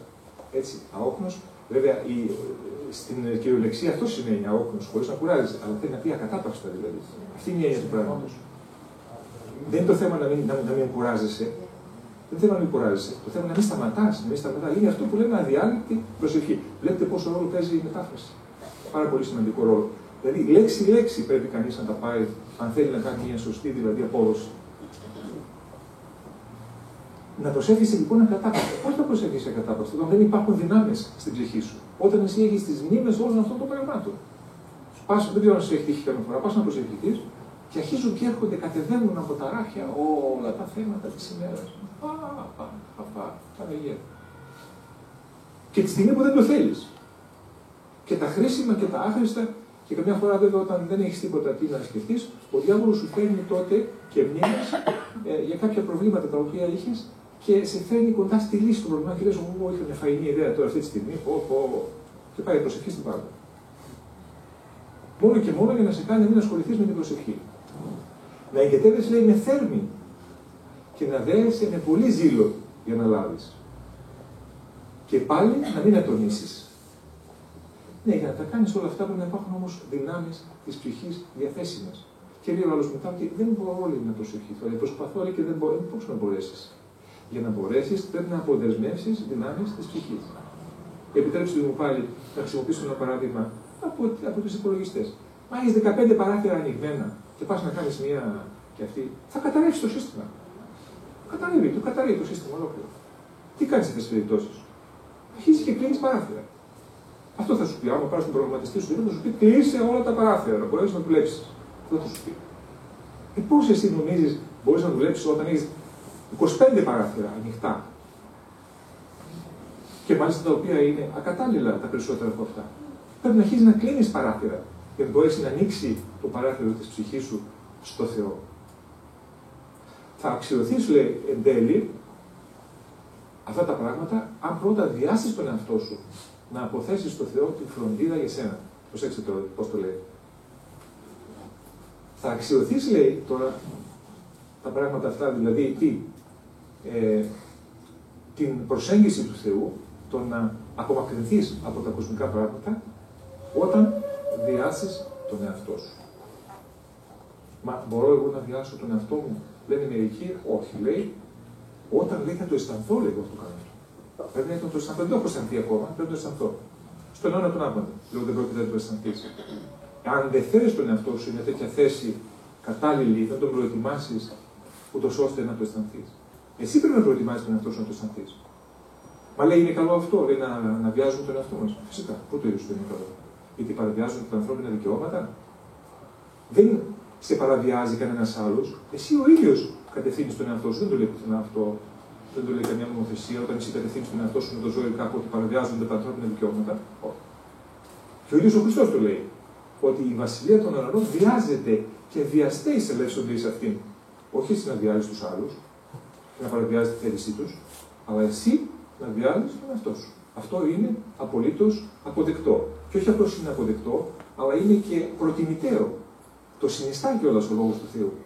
Και το λέει και εδώ ο Αββάς, λέει ότι πρώτα λέει να βιάσεις τον εαυτό σου και να αποθέσεις τη φροντίδα για σένα με πίστη και να ανταλλάξεις την πρόνοιά σου με την πρόνοιά του. Τι σημαίνει αυτό το πράγμα τώρα? Εδώ είναι αυτό είναι πραγματικά μυστικό που λέει. Ότι εκεί δηλαδή που εσύ ενδιαφερόσουν για το μέλλον σου, για την εξέλιξή σου, για την προκοπή σου, για το αύριο, ξαφνικά δεν ενδιαφέρεσαι και αφήνεις τον εαυτό σου στα χέρια του Θεού.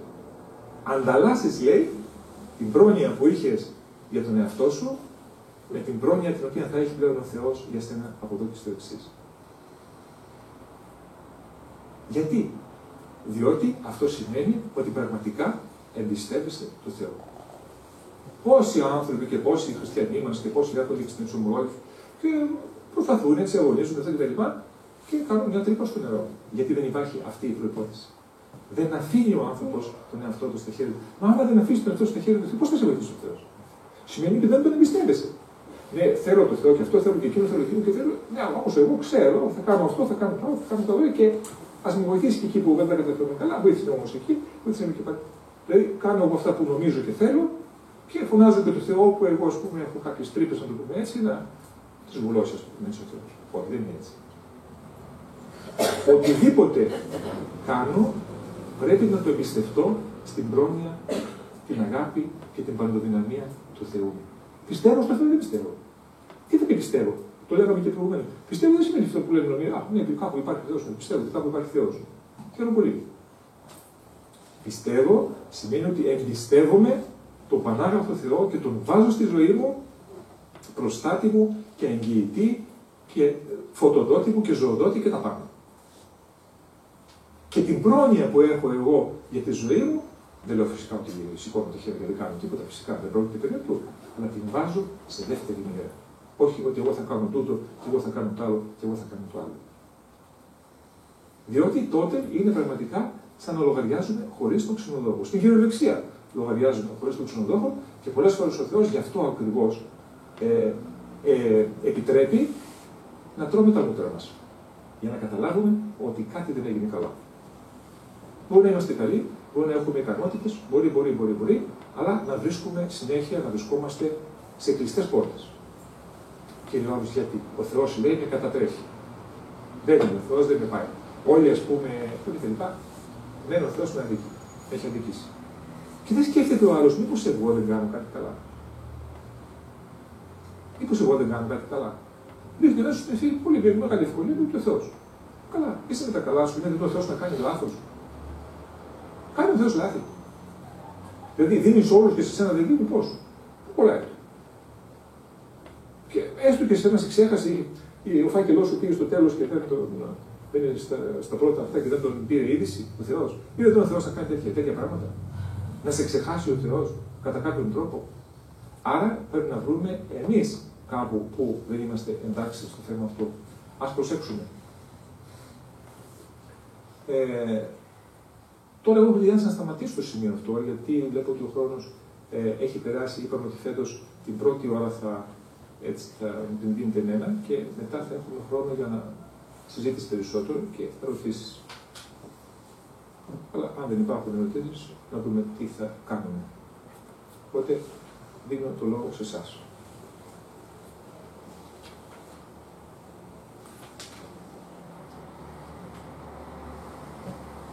Ναι. Να μας πείτε λίγο αυτό για τα επαγγέλματα του σήμερα πια του πέρασε και του παρελθόντος και γιατί σήμερα έχουν αυτά και στο παρελθόν είχαν εκείνα. Αυτό που είπατε να σχολιάσουμε κάποια στιγμή. Για τα επαγγέλματα και τα ανθρωπιστικά και τα με τον κέρδος, αυτό, αν θέλετε. Ποια επαγγέλματα σήμερα έχουν πιο πολύ, τα κομπιούτερ, ας πούμε, Έχουν επαγγέλματα που δίνουν χρήματα. Πάτε με ελαφρύνω λίγο τη συζήτηση. Ναι. Ήταν 25η Μαρτίου και επειδή είχε πολλή κίνηση, πήραμε ταξί για να κατεβούμε στο πατρικό. Ο άντρας μόλις είχε τελειώσει την ιατρική και δούλευε. Ο μικρός ήταν 5-6 χρονών. Παίρνουμε σε ένα ταξί και ήταν μεσεντές το ταξί. Λίγο και δυνατά είναι. Και ήταν μεσεντές το ταξί. Σηκώνεται ο μικρός και λέει, κύριε με συγχωρείτε, τι αμάξι έχετε? Λέει, παιδί μου, μερσεντές. Γυρίζει στον μπαμπά του και λέει, δεν θα γίνω ιατρός εγώ, θα γίνω ταξιτζής για να έχω μερσεντές. Να δείτε εκεί πώς σκέφτονται τα μικρά. Δεν θα γίνω ιατρός εγώ, λέει. Δεν έχεις μερσεντές εσύ, του λέει. Ναι, κοιτάξτε, πώς σκέφτονται τα μικρά τώρα, να πούμε πώς σκέφτονται τα μικρά. Δεν είναι η αγνότητα, η αγνή, ας πούμε, παιδική, ας πούμε, αντίληψη και απόφαση, αλλά είναι η φιλοσοφία της οικογένειας, η οποία διαποτίζει το παιδάκι. Είναι η περιέωσα ατμόσφαιρα μέσα, τι συζητάνε οι μεγάλοι, τι λένε κτλ. Ακούνε τα παιδιά, σου λέει αυτός είναι ο στόχος, αυτός είναι ο πρώτος στόχος της οικογένειας. Αυτό θα κάνω. Έτσι. Και μετά ακούς και ένα θα γίνω ποδοσφαιριστής, θα γίνω ξέρω εγώ τι κλπ. Ναι, ο ποδοσφαιριστής εξακολουθεί να είναι της μόδας. Ένα επάγγελμα που συζητάω πολλές φορές με τα παιδιά και βέβαια φυσικά θα μπώνονται όχι μόνο από τα χρήματα, που ακούν όλες τα εκατομμύρια να πέφτουν στα σταργάλια. Αυτή στα σταργάλια είναι όμως ορισμένους επώνυμους. Δεν μπορεί ο καθένας, να το πούμε έτσι. Ούτε και η κάθε ομάδα μπορεί να διαθέσει αυτά τα αστρονομικά ποσά που ακούμε. Υπάρχουν όμως και αστρονομικά ποσά. Αλλά είναι για αυτούς τους επώνυμους οι οποίοι πάλι βγαίνουν στα κανάλια, τα κανάλια τους αναδεικνύουν. Και είναι, ξέρω εγώ, ο Μέση, ξέρω για παράδειγμα, έχουν τρελαθεί με το Ρονάλντο, ξέρω εγώ, ή το Μέση. Αυτά είναι συγκεκριμένα ονόματα. Νομίζουν ότι όλοι θα γίνουν Ρονάλντο. Δεν γίνει αυτό. Είναι 1, 2, 3, 5 παγκοσμίως. Δεν το ξέρουν στο μικρό παιδάκι. Και το σπουδαίο είναι ότι και ο γονιός παρασύρεται από την αντίληψη αυτή και αφήνει το παιδί. Και το αφήνει, πώς το αφήνει δηλαδή. Βολεύει κιόλας αυτή η άποψη. Γιατί το παιδί εγκαταλείπει τα μαθήματα. Εγκαταλείπει το σχολείο και αρχίζει, ας πούμε, και πάει στις ακαδημίες. Πάει, κάνει ποδόσφαιρο, κάνει στίβο κτλ. Να βλέπετε και τώρα, ας πούμε, με τους Ολυμπιακούς Αγώνες κτλ. Λίγο ευτυχώς θα αναθαρρύσουν τα γυμναστήρια και οι στίβοι και όλα αυτά. Που είναι καλό αυτό να αναζωογονηθεί λίγο ο αθλητισμός. Αλλά μέχρι να ξεχαστεί και αυτό το πράγμα, να ξεχαστούν τα μετάλλια. Την παλιά εποχή οι άνθρωποι και τα σχολεία αλλά και οι οικογένειες προσπαθούν να αναδεύσουν στα παιδιά την αγάπη στον άνθρωπο. Δηλαδή, θα γίνεις, ας πούμε, για παράδειγμα, γιατρός, γιατί δεν θα γίνεις γιατρός γιατί βγάζεις λεφτά. Και ούτε έβγαζε υποχρεωτικά. Υπήρχαν γιατροί που έσωσαν την κοινωνία την εποχή εκείνη. Δεν έπαιρναν καθόλου χρήματα. Εντάξει, υπήρχαν και που βγάλαν λεφτά. Αλλά για να βοηθήσεις τους ανθρώπους. Για να κάνεις καλά τους ανθρώπους. Να γίνει, ας πούμε, ο άλλος νοσηλευτής. Πόσες κοπέλες της Εκκλησίας δεν έγιναν στην προηγούμενη γενιά νοσηλεύτριες και πήγαινες, ας πούμε, σε ένα νοσοκομείο πραγματικά και χαιρόσουν από την περίθαλψη την οποία είχες χάρη των καλών νοσηλευτριών. Και παραπίσω φυσικά στον πόλεμο που ακολούθησαν τα στρατεύματα κτλ. Ή που ήταν στα μετώπιστεν και ασχολήθηκαν με την οσυλία. Πού είναι αυτό πια? Τώρα κοιτάζει κανείς τι αποδίδει εύκολα χρήματα και ποιος φυσικά διορίζεται και άμεσα. Αυτό είναι που έχει πέρασει. Ένστολα επαγγέλματα έχουν πιο πολύ πέρασει. Ναι, τα ένστολα γιατί έχουν καλύτερο μισθό και αυτά και έχουν μεγαλύτερη σιγουριά. Σίγουρα. Τα ένστολα έχουν, ναι, πράγμα. Αλλά μην πάμε όμως στα κοινωνικο-πολιτικά. Πιάστε το λίγο έτσι πιο πραγματικά το πράγμα. Ναι. Μπορείτε να μας δώσετε κάποια έτσι πρακτικά παραδείγματα μέσα στη καθημερινή μας ζωή όπου ξεπερνάμε το όριο του κανονικού ενδιαφέροντος για τη ζωή μας και με βάση την λόγια να χαρίζουμε το μόνο για να ζήσουμε και που αρχίζουμε και αυτονόμαστε ή δεν αναθέτουμε τα πάντα στο Θεό. Δηλαδή, όταν λέμε αναθέτω, δεν σκέφτομαι καθόλου αυτό το θέμα. Δεν με αγχώνει καθόλου. Το βγάζω τελείως ή. Δηλαδή, πού χάνεται η ισορροπία? Ναι, όσοι έρχεστε στις συναντήσεις του Σαββάτου, θα έχετε ακούσει και αυτό που λέει ο Άγιος Γέροντας Παρίσιος, τα οποία πραγματικά είναι απάντηση σε όλα αυτά, που λέει και ο Γέροντας ότι εγώ δεν μπορώ να δεχτώ ότι ένας χριστιανός είναι δυνατόν, ας πούμε, να αγχώνεται και να καταθλίβεται. Σημαίνει ότι ο άνθρωπος αυτός δεν έχει έλλειμμα πίστεως, να το πούμε έτσι. Εκεί είναι ακριβώς ότι πρέπει, ας πούμε, να αφήσουμε τον εαυτό μας στα χέρια του Θεού. Δηλαδή, τι είδους Θεός είναι αυτός που λέμε εμείς ότι πιστεύουμε από τη μία μεριά και από την άλλη, ας πούμε, μας κατατρώει το άγχος και η στεναχώρια. Όσες στεναχώριες και να έχουμε στη ζωή, όσες στεναχώριες και να έχουμε. Δηλαδή, ή θα πρέπει να πούμε ότι έχει ο Θεός, κάποια στιγμή θα αλλάξει η ζωή μας και θα δούμε, ας πούμε, πραγματικά φως και εμείς όπως νομίζουμε ότι όλοι οι άλλοι το βλέπουν αυτό το πράγμα, ή θα πρέπει να πούμε ότι ο Θεός για να μου δίνει εμένα αυτά τα πράγματα σημαίνει ότι αυτό είναι το φάρμακο για την ψυχή μου. Και πρέπει να τα υπομένω, γιατί ο Θεός το ξέρει. Και το παράδοξο είναι ποιο? Ότι πολλές φορές αυτό το φάρμακο για την ψυχή μου δεν υπάρχει, δηλαδή δεν έχω κάποιο ειδικό πάθος για να μου δώσει αυτό το φάρμακο, απλώς θέλει να τον εμπιστευτώ. Αλλά εγώ θα περιμένω να δω κάποια πράγματα που εγώ του βάζω ως όρους για να τον εμπιστευτώ. Δεν γίνεται όμως έτσι. Ο Θεός μπορεί να μας βάζει όρους, δεν μπορεί εμείς να βάζουμε όρους στο Θεό. Και τι σημαίνει αυτό το παράδοξο? Όταν κάποτε είτε βαρεθούμε, είτε συνέλθουμε, είτε όπως θέλετε πέστε το κουραστούμε και πούμε εντάξει δεν μπορώ να κάνω και κάτι διαφορετικό, πρέπει να αφαιθώ στα χέρια του Θεού. Αμέσως αλλάζει η κατάσταση και βλέπεις, ας πούμε, να βλέπεις φως στη ζωή σου. Γιατί έγινε αυτό? Γιατί αποφάσισες επιτέλους να εμπιστευτείς τον Θεό. Έστω εξ ανάγκης, έστω ό,τι θέλεις.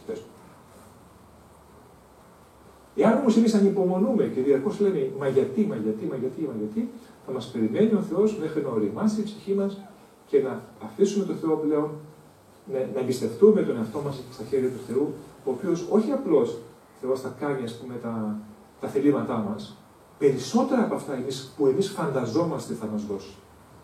Περισσότερα από αυτά που εμείς φανταζόμαστε θα μας δώσει ο Θεός. Γιατί ξέρει το συμφέρον μας καλύτερα από ό,τι εμείς το ξέρουμε. Γιατί εμείς δεν μπορεί με το μυαλουδάκι μας στο μικρό να φανταστούμε και να διανοηθούμε πράγματα. Πόσες φορές δεν συνέβη αυτό το πράγμα?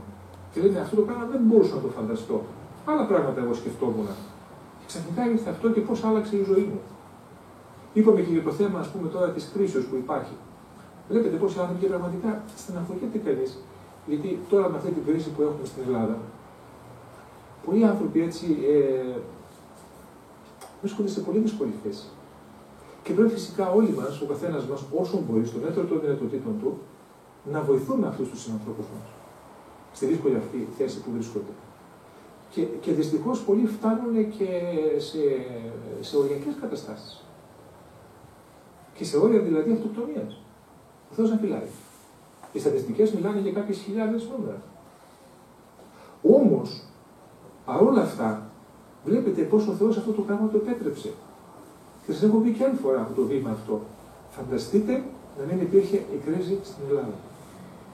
Με τα κύματα όλων αυτών των μεταναστών που έρχονται τώρα και που φαίνεται ότι πραγματικά υπάρχει σχέδιο. Πραγματικά υπάρχει σχέδιο, όχι τώρα, ότι υπήρχε παλιό σχέδιο, απλά τώρα είναι σε πλήρη υλοποίηση το σχέδιο αυτό. να μας διαλύσουν. Φανταστείτε να μην είχε η Ελλάδα κρίση. Όλοι αυτοί οι οποίοι στέλνονται απ' έξω προς τα εδώ, θα σκεφτόντουσαν πότε να πατήσουμε το πόδι στην Ελλάδα και να πάμε εκεί να μείνουμε στο παράδεισο. Ενώ τώρα τι γίνεται, έχουμε βγάλει κακό όνομα παντού, σε όλο τον κόσμο. Μόλις έρχονται και πατάνε το πόδι τους στην Ελλάδα, από πού πάει η Γερμανία, από πού πάει η Αυστρία, από πού πάει η Ουγγαρία. Βρείτε, φεύγουν από έξω. Εκείνοι δεν τους θέλουν. Δεν μπορούν να φύγουν. Και μένουν εδώ. Κανείς δεν θέλει να μείνει στην Ελλάδα. Κανείς δεν θέλει να μείνει στην Ελλάδα. Το έχετε προσέξει. Όμως, Πάτερ, Μα δεν θέλουν να μείνουν. απόψε άκουσα. Και μας έχει γλιτώσει ο Θεός δια της κρίσεως, διότι η κρίση κάποια στιγμή θα ξεπεραστεί. Αλλά αυτό το κύμα, εάν αυτοί οι άνθρωποι μείνουν εδώ, έσβησε ο ελληνισμός. Έσβησε, τελείωσε. Λένε κάποιοι ότι ήδη στην Ελλάδα βρίσκονται 2 εκατομμύρια ξένοι. Αυτό σημαίνει δηλαδή ότι σε μια γενιά θα είναι πλειοψηφία. Ήδη τα σχολεία λειτουργούν από αύριο, γεμάτα. Θα μου πεις, ανησυχείς για αυτό το πράγμα? Όχι, δεν ανησυχώ. Αλλά δεν ανησυχώ γιατί έχω αυτά τα οποία μας λένε οι Άγιοι Γέροντες. Γι' αυτό έχουμε τις προφητείες από πίσω. Έχουμε τις προβλέψεις όλες αυτές των γερόντων από πίσω. Έχουμε την προστασία της Παναγίας. Γι' αυτό όμως στεναχωριέμαι και λέω: αυτοί οι άνθρωποι οι οποίοι δεν έχουν όμως ελπίδα είναι πραγματικά αξιολύπητοι.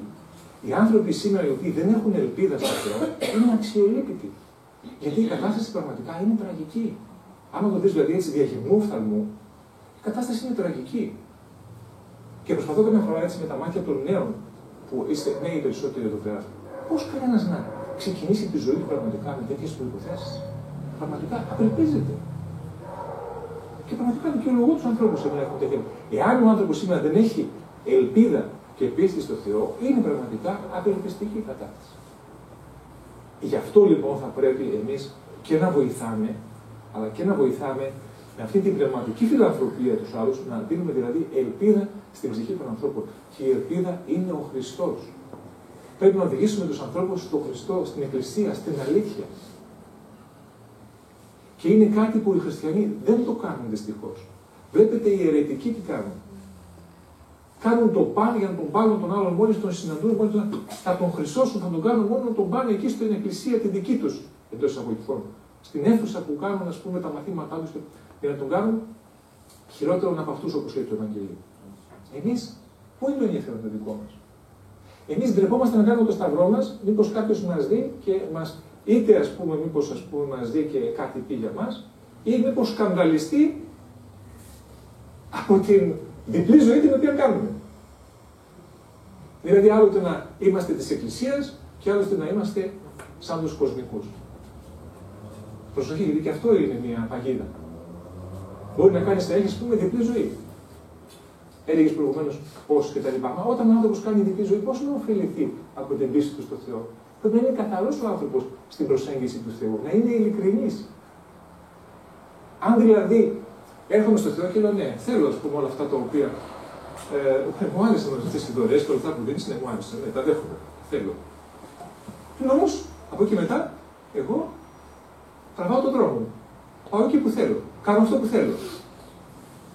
Δεν με ενδιαφέρει. Κάνω πως δεν καταλαβαίνω τι θέλει ο Θεός και τι δεν θέλει. Γιατί δεν το κάνουμε αυτό. Σε πολλά θέματα.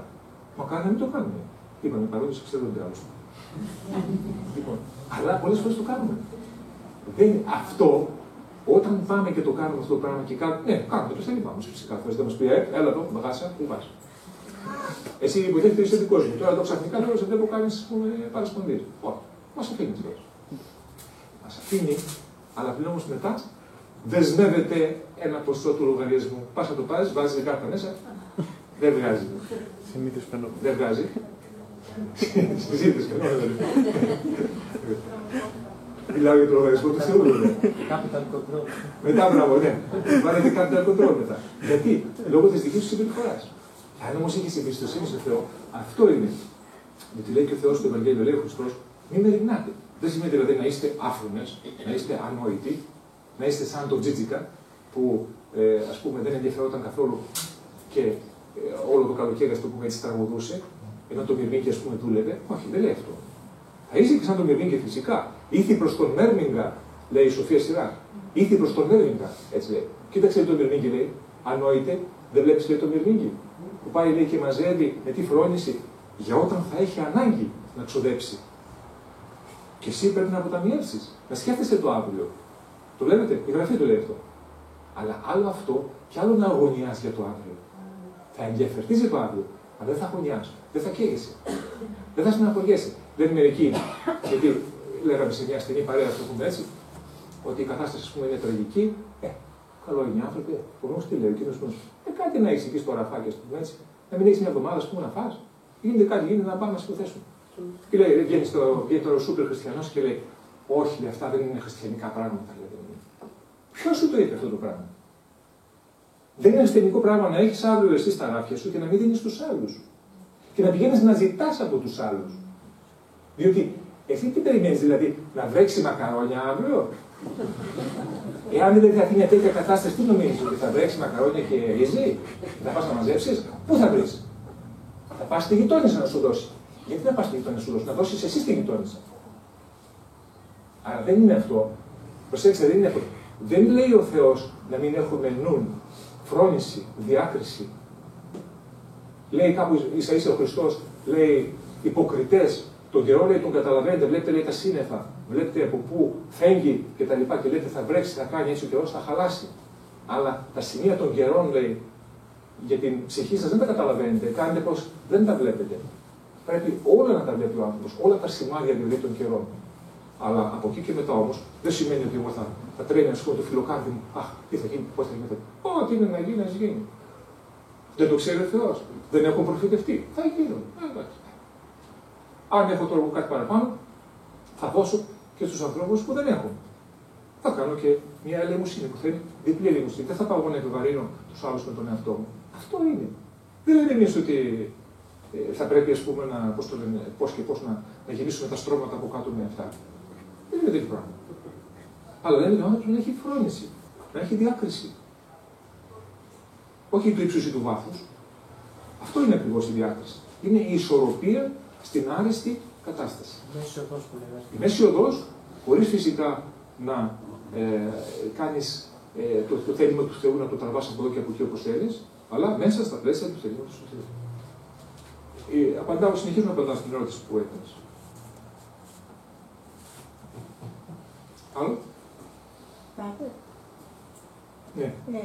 Μπορούμε αυτούς τους Σύριους, τους ξένους που έρχονται να τους ελεήσουμε, πρέπει, δεν πρέπει, το θα ήθελα να το αναλύσω.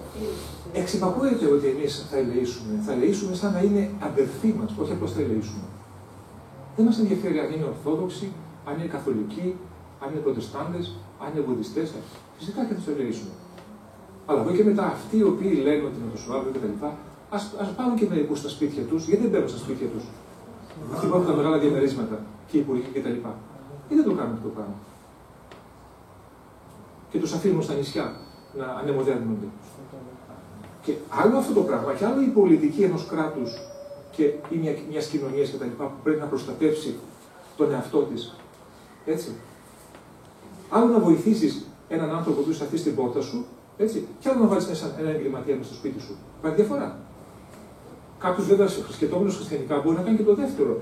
Αλλά εκεί είναι η διάκριση πλέον που μπορεί ο άνθρωπος να έχει μια διαφοροποίηση ως προς τις ενέργειές του. Αλλά το σημαντικό είναι ότι πρέπει φυσικά να τους δούμε σαν αδελφούς και όχι απλώς σαν αδελφούς. Το έχω πει και άλλοτε. Πάμε πολλές φορές, λένε, ας πούμε, να κάνουμε ορθόδοξη αποστολή στην Ασία, στην Αφρική κτλ.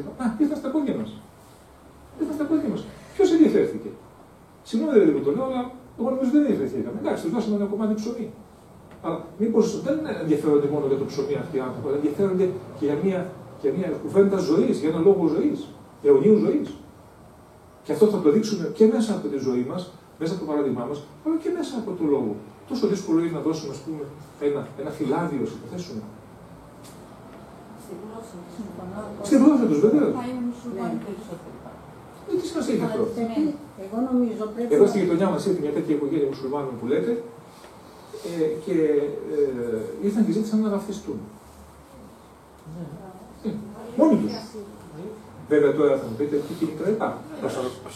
Μπορεί να είναι κοινωνικοπολιτικά τα κίνητρα. Δεν έχει σημασία. Αυτό εμείς μπορούμε να το εκμεταλλευτούμε εντός εισαγωγικών και να πούμε: κοιτάξτε, δεν είναι η πίστη μας όπως είναι ο μουσουλμανισμός. Είναι η αληθινή πίστη. Θέλετε να πετυχηθείτε, θέλετε να μάθετε κάτι παραπέρα. Και να μπουν οι άνθρωποι μέσα στο πνεύμα. Πολλοί μετανάστες. αυτό, ειδικά από την Αλβανία. Ποιος, σας ρωτάω, ποιος θα το κάνει αυτό? Αυτοί είναι χιλιάδες. Ποιος θα το κάνει αυτό το πράγμα? Ποιος θα το κάνει? Η Εκκλησία, ποια είναι η Εκκλησία? Πέστε μου. Ο Δεσπότης. Ο Φίλης. Από αύριο θα του βγάλει στα σχολεία όλους. Ναι, μια που θέλετε να κάνουμε time out, έγινε μια εκλογή, δεν ξέρω αν τα ακούσατε αυτό, έγινε μια εκλογή Μητροπολίτου.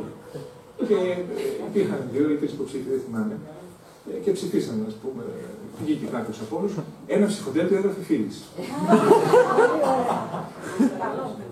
Είδατε, φτιάξει, να ψηφίζετε. Έγινε πολύ δημοφιλής. Αστείο ήταν αυτό. Όμως είναι το έμαθε και όντως. Ήταν άκυρο, βέβαια. Ναι, ναι.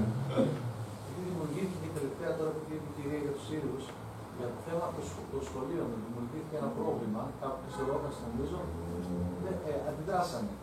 Ότι δεν θέλουν να αναπτυχθούν αυτά τα παιδιά να πάνε μαζί με τα δικά μας τα παιδιά στο σχολείο. Και αυτοί όλοι οι Σύριοι, τώρα αναρωτιέμαι και λέω, αν είναι όλοι αυτοί εδώ στη Θεσσαλονίκη, στην Αθήνα, όπου είναι, δεν θα πρέπει κάποια στιγμή να πάνε σχολείο και τα παιδιά? Τι θα γίνει με αυτό το πρόβλημα, θα κάνουν άλλα σχολεία η κυβέρνηση ή τι θα πρέπει να είναι και τα 2 παιδιά? Ας κάνουν άλλα σχολεία, φυσικά. Δεν πρέπει να κάνουν άλλα σχολεία. Είναι δυνατόν τώρα καταρχήν, τι λέει η λογική? Είναι δυνατόν ένα παιδί το οποίο δεν ξέρει καν τη γλώσσα να ενταχθεί σε ένα σχολείο το οποίο είναι άλλο? Να κάνουν άλλα σχολεία οπότε. Ας κάνουν άλλες τάξεις. Το πρωί να είναι τα Λιβόπουλα, το απόγευμα να είναι τα παιδιά στον ίδιο χώρο, στο ίδιο σχολείο. Πρέπει αυτά να κάνουν κάτι, δεν μπορεί να κάνουν. Ασφαλώς να κάνουν. Τους φέραμε εδώ. Να κάνουν. Και κάποιοι τους κάνουν. Κάνουν μαθήματα. Υπάρχουν εθελοντές που κάνουν. Μην νομίζετε. Εντάξει, μπορεί να λένε ότι εμείς δεν κάνουμε τίποτα, αλλά δεν γίνεται κάτι, ας πούμε, συστηματικά όπως θα έπρεπε να γίνει. Πρέπει να υπάρχει πρόβλημα. Πρώτον, δεν είναι εμβολιασμένα τα παιδιά. Αυτό φοβούνται. Αυτό φοβούνται, το θέμα της υγείας. Αν το προσωπικό καθαριότητος θα καθαρίζει μετά την έξοδο αυτών των παιδιών στο σχολείο, ώστε να πηγαίνουν το πρωί τα άλλα παιδιά. Και κυρίως γιατί είπαν ότι μέχρι 16 χρονών θα πηγαίνουν. Και στα ολοήμερα σχολεία, που τα παιδιά μένουν μέχρι τις 4 η ώρα, τα δικά μας, να πηγαίνουν οι μουσουλμάνοι 16χρονοι με άλλη νοοτροπία πάνω στις σχέσεις. Καλά, ας μην πάμε σε λεπτομέρειες τώρα. Άλλωστε δεν εξαρτάται από εμάς αυτό το θέμα, έτσι. Δεν είναι δικό μας θέμα αυτό. Κοιτάξτε, ας κάνουμε μέσα στο που περνάει το χέρι μας. Πάντως το έλεγα και σε άλλη ευκαιρία εδώ, νομίζω σε μια ευκαιρία του Σαββάτου, δεν ξέρω αν το έχετε ακούσει, υπάρχουν χιλιάδες παιδιά μέσα μεταξύ αυτών των προσφύγων που είναι παιδιά εγκατελειμμένα. Μόνο τους παιδιά. Ορφανά παιδιά. Και τα οποία ακολουθούν έτσι σαν αγέλη. Σαν πρόβατα. Δεν θέλω να βάλω κακό λογισμό. Το τι γίνεται, εν πάση περιπτώσει, πολλά από αυτά κλέβονται, φυγαδεύονται, εκμεταλλεύονται, θανατώνονται ενδεχομένως. Πού είναι η μέριμνα του κράτους, της Εκκλησίας ημών των Χριστιανών? Πού είναι? Εγώ δεν την έχω δει προσωπικά. Φταίω και εγώ φυσικά, δεν λέω. Δεν ούτε και εγώ έκανα κάτι. Αλλά δεν θα έπρεπε να ενδιαφερθούμε κάπως για αυτά τα παιδιά? Που είναι πολλές οργανώσεις υπάρχουν, όχι μία. Πάρα πολλές. Η ΜΚΟ. Αλλά πολλές από αυτές είναι και... Και ένας πατήρ Αντώνης που έχει την Κιβωτό σήμερα έδειχνε τι κάνει με αυτά τα παιδιά. Πόσος να βάλει Κιβωτό? Έβαλε μέσα 500 παιδιά. Στοιχείο Δεν μπορεί να πήγε πάει και έκανε, άλλα. στοιχείο έκανε μια Ναι, είναι αξιέπαινη αυτή η προσπάθεια. Πραγματικά την έχω δει και εγώ, είναι πραγματικά αξιέπαινη. Ναι, αλλά πάτερ είναι πάρα πολλά τα παιδιά. Αλλά είναι πολλά, είναι χιλιάδες τα παιδιά. Μπορεί να τα στέλνουν και για άλλους λόγους πάντως. Να μείνουν εδώ και να αυξηθεί η Ελλάδα έτσι με αυτά. Εγώ πάντως άκουσα μια διασώστρια του ναυτικού που είπε ότι πνιγόντουσαν και τη λέω, το παιδί σου πρώτα δώσε μου το παιδί σου. Και γυρίζει αυτή και μου λέει, άστο το παιδί, τ' άκουσες, άστο το παιδί, εμείς κάνουμε πολλά παιδιά, εμάς σώσει. Ναι, το άκουσα και εγώ. Το άκουσα και εγώ. Όχι σε τέτοια συζήτηση, σε συζήτηση ήθελα να τους δώσουν τα παιδιά πίσω, έλεγα φίλοι μου, λέει δεν πειράζει, κρατήστε τα. Κρατήστε, εμείς θα κάνουμε άλλα. Ναι, η απάντηση αυτή.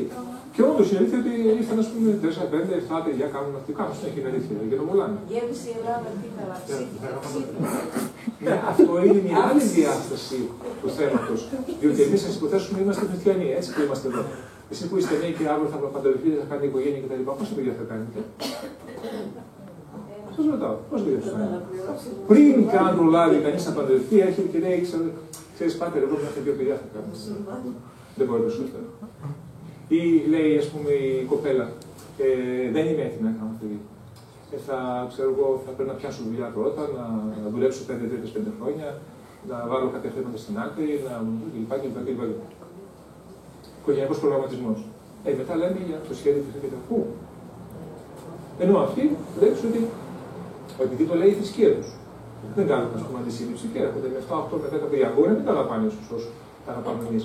Αλλά όμως προσέξτε, μην πάθουμε αυτό που λέγαμε προχθές στην Αδελφνία, που έλεγε εκεί ο Επίσκοπος Νόνος για μια γυναίκα, την Οσία Πελαγία, το διαβάζω στο βίντεο της, που ήταν ετέρα, μαρτωλή γυναίκα, αλλά την είδε στη διάρκεια του κηρύγματος και είδε αυτή η γυναίκα, λέει, θα μας κρίνει, λέει, αύριο, διότι δεν λέει πώς στολίστηκε για τους ανθρώπους, ενώ εμείς, λέει, δεν στολίζουμε την ψυχή μας για τον ουράνιο θείο. Έτσι, με αυτόν τον τρόπο που αυτή η γυναίκα στολίστηκε. Και μιλώντας βέβαια προφητικά ο Άγιος, γιατί δεν ήταν Άγιος, αλλά πήγε μετά η γυναίκα αυτή και εξομολογήθηκε και άλλαξε ζωή και έγινε η Οσία Πελαγία, την οποία γιορτάζαμε προχθές. Και η οποία έζησε στους Αγίους Τόπους ως Πελάγιος. Διότι μεταμφιέστηκε, πήγε μέσα σε ανδρικό χώρο, δεν την κατάλαβε κανένας, από τη μέλη του κτλ. Αυτή που ήταν η πρώην όμορφη κτλ. Και έζησε ασκητικά. Και αγίασε αυτή η γυναίκα. Και ήταν μια υποτίθεται αμαρτωλή κλπ.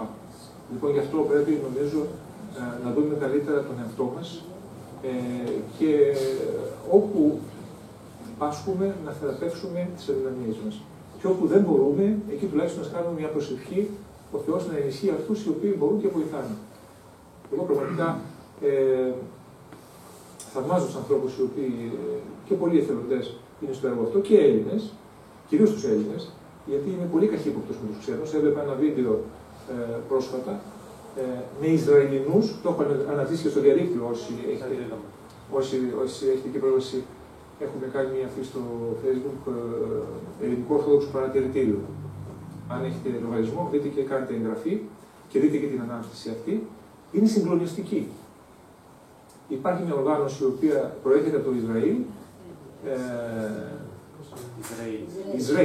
Ισραήλ, η οποία έστειλε εκπροσώπους υποτίθεται στην Ελλάδα και πήγαν στη Μυτιλήνη και έχουν το θράσος να λένε ότι εμείς είμαστε εδώ, λέει, για να υποδεχόμαστε τους πρόσφυγες και να τους στέλνουμε, να τους περιποιούμαστε και να τους στέλνουμε στα κατάλληλα μέρη. Αυτοί οι οποίοι δεν έρχονται στο έδαφος τους, όχι οι πρόσφυγες, αλλά διώχνουν από εκεί, αυτοί τους διώχνουν από εκεί και τους στέλνουν σε εμάς. Ό,τι είναι μαύρους, όποιος δεν είναι Εβραίος κτλ. Για να γίνει γάμος εβραϊκός, πρέπει να είναι φυσικά Εβραίοι και Εβραίοι. Και τώρα βρήκαν μια άλλη μέθοδο για να αναγνωριστεί κάποιος ως Εβραίος, πρέπει να έχει και DNA, λέει, Εβραίου. Δεν αρκεί να είναι Ισραηλίτης, να έχει, γιατί τώρα υπάρχει μέθοδος του DNA, όπως ξέρετε. Να έχει DNA Εβραίου. Φανταστείτε. Ρατσισμός τώρα, έτσι, αυτό που λένε για ολοκαυτώματα και αυτά κτλ. Και στέλνουν εδώ την οργάνωσή τους για να τους υποδεχτούν, να τους αφήσουν σε εμάς εδώ. Τους υποδέχονται σε εμάς και τους τακτοποιούν. Αυτοί, οι σωτήρες. Και παίρνουν δισεκατομμύρια από την ΑΟΠ μεταξύ. Πληρώνονται ο καθένας, ας πούμε, από αυτούς 2.000 ευρώ το μήνα. Καλοπληρωμένες θέσεις, όλες αυτές. Μας φορτούν εμάς. Δείτε αυτό ένα βίντεο, δεν το λένε Έλληνες. Είναι Εγγλέζοι αυτοί οι οποίοι το κάνουν το σχολιασμό, 2 Εγγλέζοι ανταποκριτές σε ένα τηλεοπτικό κανάλι. Είναι συγκλονιστικό πραγματικά. Εγώ έτσι συγκλονίστηκα. Πραγματικά. Και οι δικοί μας εδώ, οι αρχές και εξουσίες, κοιμούνται όρθιοι. Κοιμούνται όρθιοι. Κοιμούνται όρθιοι. Οι δικοί μας κοιμούνται όρθιοι. Γι' αυτό οι κοπιάζουν ποιοι θα φάνε περισσότερο. Δεν τους καναβούν να πνιγούν, πάντα δεν γίνεται. Ορίστε. Τους αφήσουν να πνιγούν αφού αυτοί πάνε στα σύνορα τα θαλάσσια τους. Όχι, δεν πρόκειται περί αυτού, αλλά δεν χρειάζονται αυτοί. Τι να τους υποδεχτούν, αφού έχουμε εμείς εκεί η συνεργεία υποδοχής. Τι να κάνουν αυτοί. Ήταν μια που τώρα ήταν νοσηλεύθερη, μια άλλη που τελείωσε τώρα την ιατρική κτλ. Τι ξέρετε, τι να παράσει. Τι να τους κάνει εμβολιασμό, να τους κάνει, να τους δώσει Παναδόλ, να τους δώσει, τι να τους δώσει.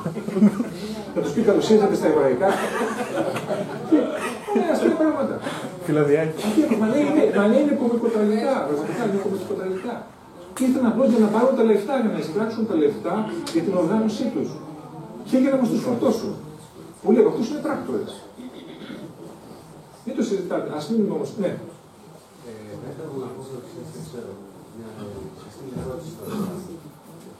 Θεωρώ έτσι προσωπικά, μήπως η Εκκλησία θα έπρεπε να πάει μια πιο δυναμική θέση και ποια είναι. Δηλαδή βλέπουμε, ας πούμε, και στην ίδια δίκη, ας πούμε, τον ίδιο του κ. Μόνος Ευχαριστώ, όταν πηγαίνοντας στον Άκου Σολομώντα, δεν είναι μια δυναμική θέση και απέναντι στους εμπόρους. Και τώρα τελευταία επίσης το θέμα των μαθημάτων των θρησκευτικών που ενωθήκαν και βγήκαν αποτέλεσμα σωστό. Και δεν ξέρω αν ζούσε ο Σπούλος ο Χριστόδουλος, εάν τα πράγματα θα μπορούσαν να είναι τόσο ανεξέλεκτα. Με την έννοια πια, δηλαδή, δεν ξέρω αν είναι σωστό να υπάρχει μια θέση έτσι θεολογικής, ας πούμε, θέσεως, ας πούμε, της Εκκλησίας και όχι δυναμικής. Αν το αποτέλεσμα είναι, ας πούμε, το σωστότερο, ας πούμε, μέσα από μια διάκριση. Κοιτάξτε, θα μπορούσαμε να μιλάμε ώρες για αυτό το θέμα και στην Εκκλησία, όπως ξέρετε, υπάρχουν διαφορετικές απόψεις και αντικρουόμενες απόψεις πολλές φορές. Τι μπορούμε να κάνουμε εμείς? Προσευχή. Η δική μας προσευχή μπορεί να δώσει καλή φώτιση σε αυτούς οι οποίοι είναι αρμόδιοι για αυτές τις αποφάσεις και να βγουν καλές αποφάσεις. Λοιπόν, μην το συζητάμε μόνο και λένε διάφορα αυτά κτλ. Ή λένε πράγματα που δεν μπορούμε εμείς να κάνουμε, να υλοποιήσουμε κτλ. Αλλά ας το κάνουμε θέμα προσευχής. Και για τους ανθρώπους αυτούς οι οποίοι υπάρχουν, υποφέρουν κτλ. Και για τους δικούς μας. Και μια που είπαμε για προσευχή, είδατε. Προστάμε το τρίλεπτο. Λοιπόν, ας κάνουμε λοιπόν σήμερα. Εγκαινιάσαμε φέτος, είπαμε, μεταξύ των άλλων αλλαγών, στο τέλος της συνάντησης αυτής κάνουμε 3 λεπτά, λέμε την ευχή. Ο Κύριε Σου Χριστέ Ισόν. Είτε είναι το κομποσκινάκι σας, αν έχετε, είτε νοερά. Ας αφιερώσουμε σήμερα το 3 λεπτό αυτό στους ανθρώπους αυτούς οι οποίοι είναι στα όρια της απόγνωσης και πέφτουν από τα παράθυρα και από τα μπαλκόνια. Είναι τραγικό πραγματικά. Πολλοί άνθρωποι έχουν φτάσει στα. Διότι και λόγω απογοήτευσης, αλλά και λόγω των χρεών που ξέρετε που συνεχώς συσσωρεύονται. Και δεν υδρώνει το αυτή της εξουσίας. Δεν υδρώνει το αυτή της εξουσίας. Λοιπόν, όχι, ας μείνουμε εδώ τώρα, έτσι, για να μην χάσουμε το τρίτο αυτό. Μόνο θα ήταν ίστικα να παράδειγμα να το συζητούμε λίγο πίσω. Και κλείστε αν θέλετε και το φως αυτό.